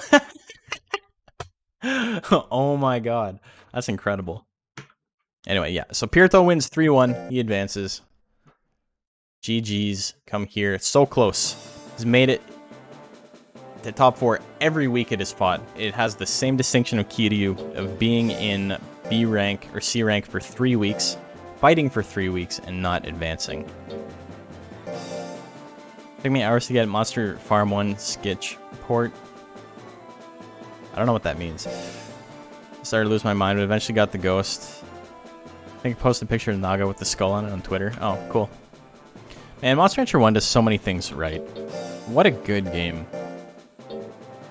I love Monster Hunter 1. This is like that study where they fed pigeons at completely random intervals and they developed rituals like specifically spinning counterclockwise to summon the food. Oh, switch port. Oh, yeah, okay. I don't know why that was so hard for me to understand, but yeah.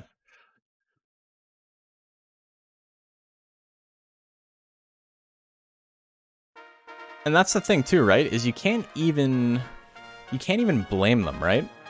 If it seems to work, you know. But as soon as somebody like points evidence at it, the thing is that ideas are hard to shake, right? Like they can be very tenacious. It's very, very hard to admit a thing that you thought was true is wrong, even when you're presented with facts. Even if it's a thing that's inconsequential and doesn't fucking matter. Something like ghosts spawn conditions. It's one of those things where it's like nobody wants to be told they're wrong in the first place. It's very easy to get defensive about it. But, you know, just because an idea is tenacious and it's been around for a long time doesn't mean it's worthy. Doesn't mean it's correct. And, I mean, you can extrapolate that to bigger fucking worldview shit. But we're going to stick with Monster Rancher for now.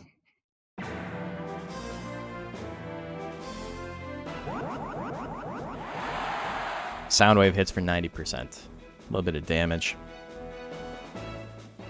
Electrify 65 lands. 123. Zoomer still on his feet. At 70 guts, can do quite a bit of damage with whatever he attacks with.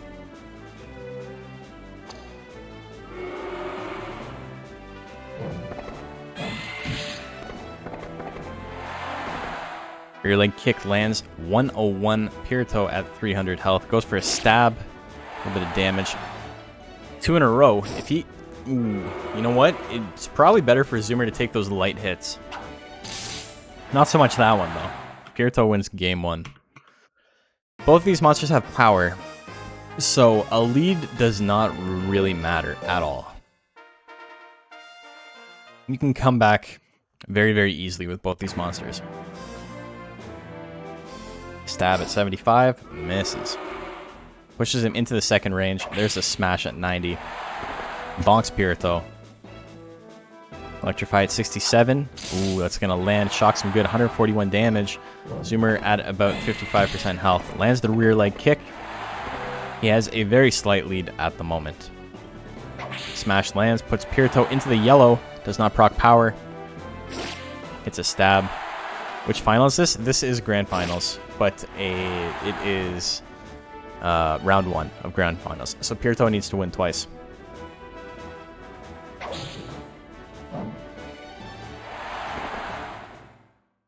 YB Zoomer wins game number 2.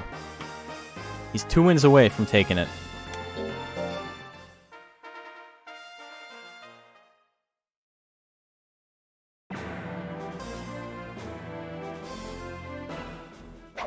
Oh, hits the stab throw. Good opening damage, 279. Pirito in trouble. It does not put him in the yellow, so no power counterattack.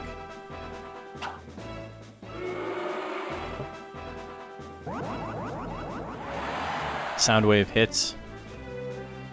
Big crit there, doing 100 damage. Otherwise, weak move. Stab lands as well. Smash puts Pirito at 21 health. There's the power proc. Both monsters can attack. A smash at 87 misses, pushes him back. Ooh, power electrify can win it right here.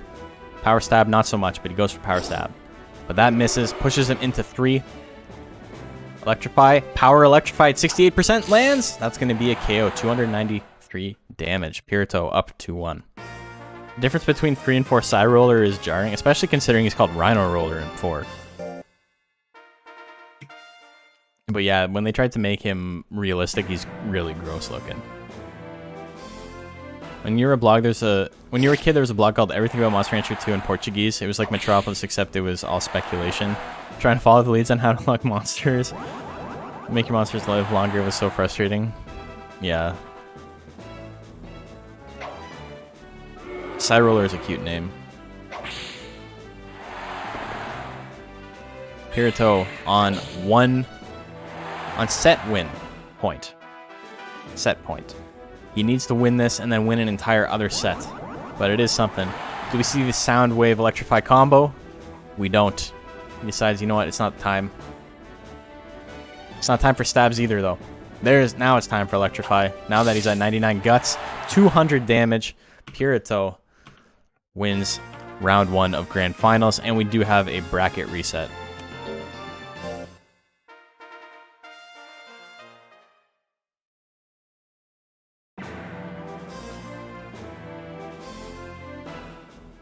It's like a bulldog where you can clean out the wrinkles, or else they start to like get dirt and like it gets crusty. Ugh.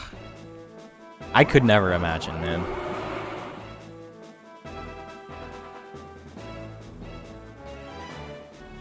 One of my favorite things that was in the game facts list of like cheats and codes for a really long time was how to get a cool crab monster.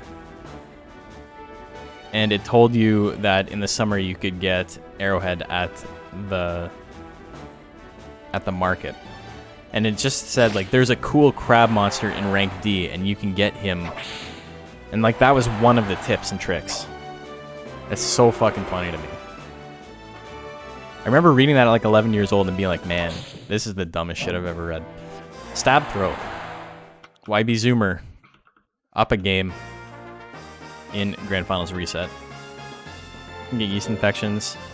You don't clean them out. You remember that one? As soon as I mention that, it's like a repressed memory that comes back for everybody.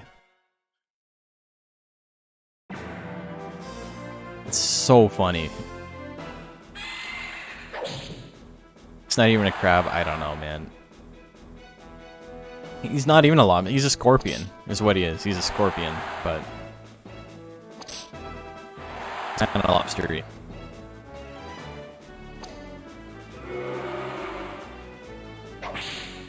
Smash lands, big damage.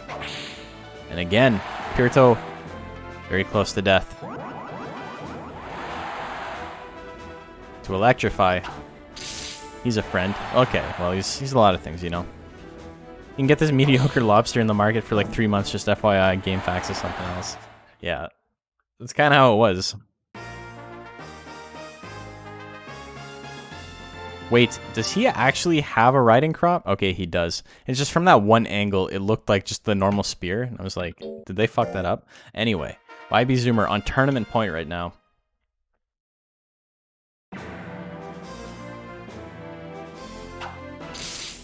Hits the electrify. And the rear leg kick in retaliation, but YB Zoomer has a pretty big life deficit at the moment. Still above half health, but Pirito sitting at 75. Ronald McDonald looking ass. 2 Ronald McDonalds in this tournament. Ooh, stab throw puts Pirito into the yellow. Doesn't proc power, but he gets pushed back. Both monsters have enough guts to attack. Electrify at 72 and a big guts lead. It's not enough to kill. He goes for Soundwave. What a combo. Pirito not out of it yet. Gets the KO.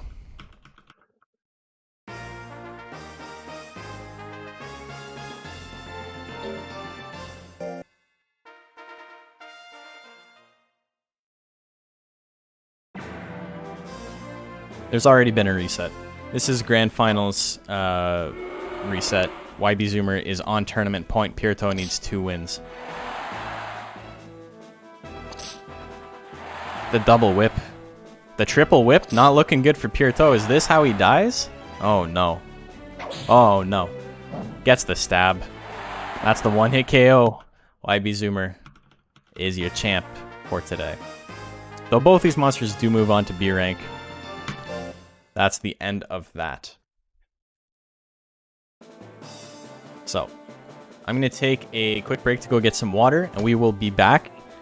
We do not have a second bracket for the day, but we're going to do a little deep dive on the wiki. If you guys find articles and stuff on there that are like really funny, feel free to post them in chat, and we'll take a look at all of them. So thank you for tuning in to this. If you're watching on YouTube, I'm going to end the video here. I'll make another video for looking at the wiki shit. I kind of want to do like an actual edited video on it and just do a bunch of random bullshit, but this way I can at least collect clips, right? So give me about a minute and we'll be right back.